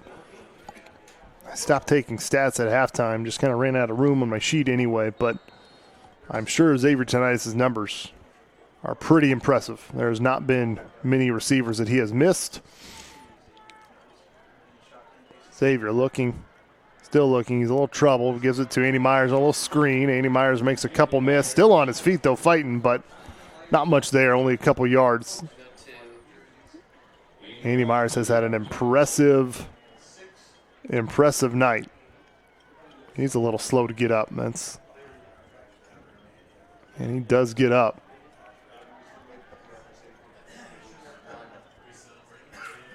And Andy Myers is going to go to the sideline. A little slow getting up. Polston will come in for him. So 4th down and 8 to go here.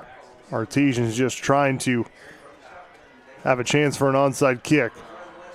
And it is that caught? It is. Craig Wesner with the first down catch. And Craig Wesner's had a nice night. I'm glad to see he's been involved in the offensive game plan this evening. He's had about 7 or 8 receptions, and he's kind of a good slot receiver, possession receiver. When you need someone to catch it 6-8 yards, he's your man right there. Just proved it. 4th and 8. Craig Wesner with the first down catch. Xavier's in trouble. He's able to escape it. Still looking, and he got tripped up. If he would have avoided that sack, he could have kept running because there was a lot of green in front of him, but gets tripped up behind the line of scrimmage for another sack by the Grizzly Cubs.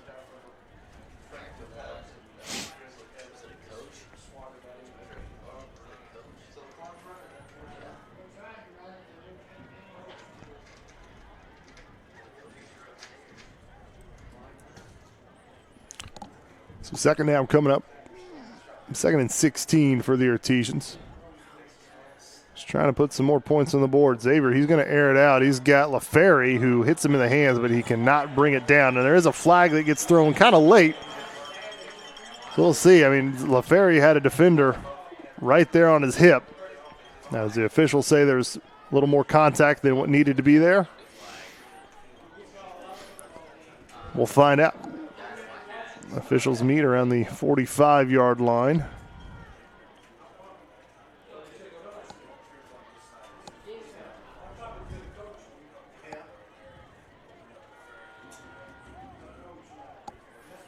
Pass interference on the defense. So That is a 15-yard penalty. It will not be enough, I don't think, for a first down. That'll bring up 3rd and short.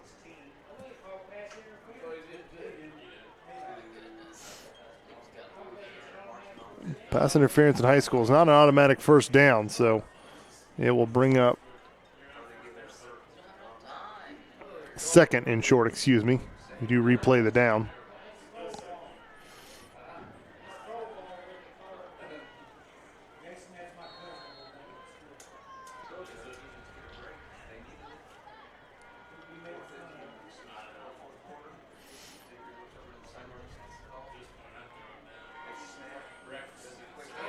There you go. Nice run there by Tyler Cox up the middle. Still fighting for extra yardage, but the ball came loose. Big run by Tyler Cox. The football did come loose at the end of the run. Tyler Cox trying to fight for extra yardage.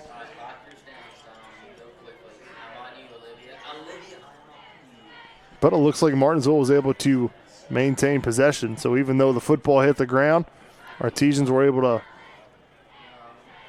not turn it over. So still no turnovers in this football game by either team.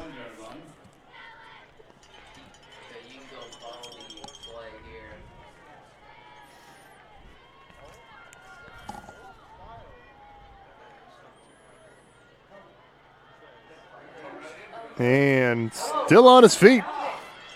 Going to the other side, up the far sideline, and Bolton with a nifty run there in place of Tyler Cox. Looked like he was going to get tackled for a loss of 5. Ends up gaining about 6 or 7 yards. So nice job by Bolton. That's good to see this offense. They're still not quitting. I mean, the game is out of hand, but you still got players fighting for extra yardage, trying to break tackles, trying to keep marching toward the end zone.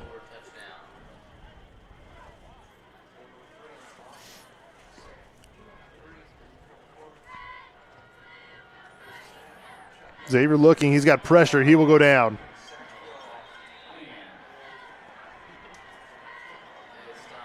Xavier tonight is sacked again tonight. Got onto the ball looking for that deep pass on the near sideline. I think he was looking for Andy Myers here on the near sideline.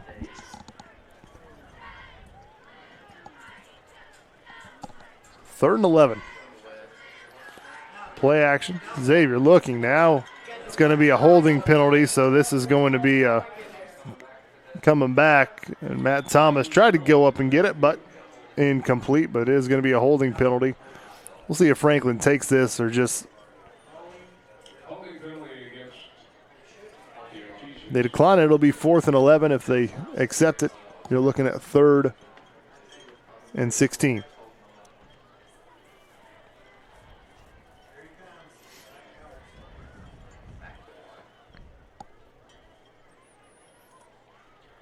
They will take the penalty, so we'll replay 3rd down.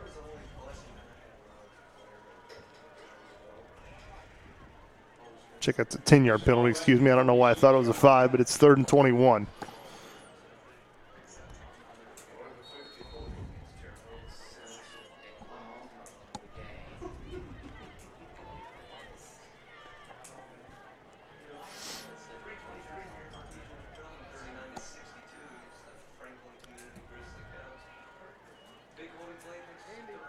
And has Andy Myers, who could not come up with it. Great effort diving for it. I thought he had it, but the official says incomplete, so I'm going to bring up 4th down. As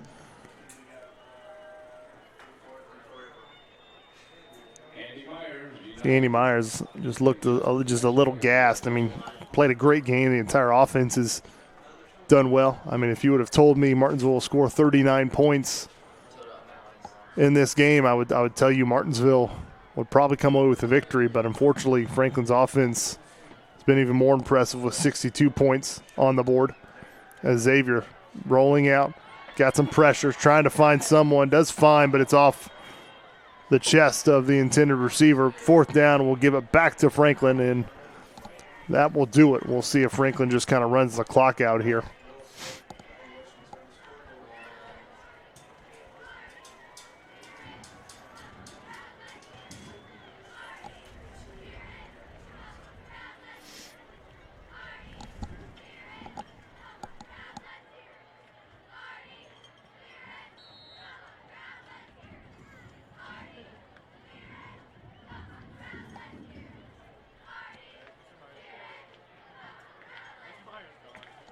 2.5 minutes to go here.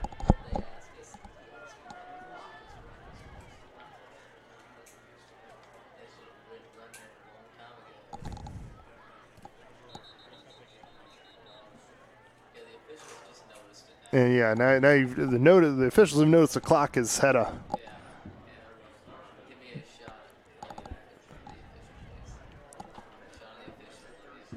so now we'll have to figure out what the time should be. 2:14 now with 0 on the play clock, but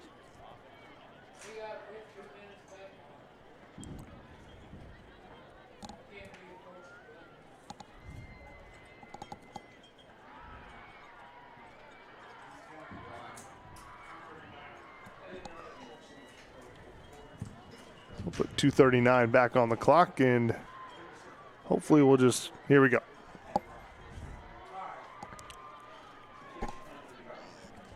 Most of Martinsville fans have made their way to the exit. Still some in the seats. So unfortunately not the homecoming night that Martinsville fans wanted to see. The bonfire tonight and will not be quite as exciting, but still I'm sure will be well attended. 8-yard run as Franklin will just run the clock out here. And Coach Cole will move his Franklin Grizzly Cubs to 5-0. And they are on their way to their first winning season since 1996. What a great story for Franklin High School and community there in Franklin, as they have suffered through some tough times for their football program. 2 or 3 straight seasons of just 1-9 seasons, and Martinsville fans can understand that, as they had 2 years of just some really just tough football. And trying to get it to Ward, and they strings it out and gets it out of bounds. That will stop the clock. But Coach Cole might have something here at Franklin. And they will have a big matchup next week at home against the Mooresville Pioneers. Not for sure if Mooresville has won their game or not, but if they have, you're going to see a matchup of 2 undefeated teams. And I'm sure Franklin will be a rocking place next week. Artesians, they will travel also to, they'll be in Johnson County as well, but they will be taking on the Whiteland Warriors as Ward breaks some tackles, stops, still going, still on his feet, and finally brought down inside the 5-yard line. So Franklin looking for more here as Ward took that, broke some tackles, and it's been a key problem for Martinsville is just some missed tackles.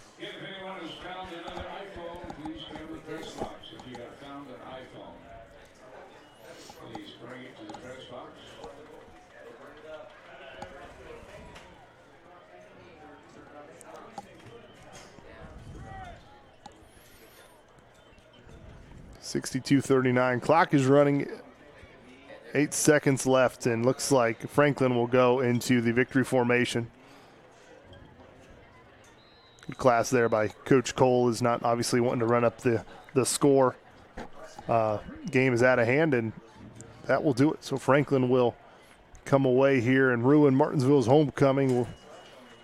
Franklin goes to 5-0, 3-0 in conference. Their Artesians, unfortunately, they are still looking to get back on track. They fall to 2-3, 0-3 in conference, and they will try to get back on track on the road at Whiteland. Always a tough place to play, always a talented team. The Whiteland Warriors, Coach Fisher runs that unique offense, just a lot of moving parts, and with Martinsville down their 2 best defensive players, it's going to be a lot of prep work this week at practice. So that will do it. I do want to go ahead and thank the camera crew again, Style Meckling, Alex Piccolo, and Olivia Osler for helping us out with the game, and also the halftime homecoming festivities. I'd like to thank everybody for watching us live on the MHS Rewind YouTube channel. Check us out next week at Whiteland. For everyone for WREP 15 Sports, I'm Eric Burns. Good night, everybody.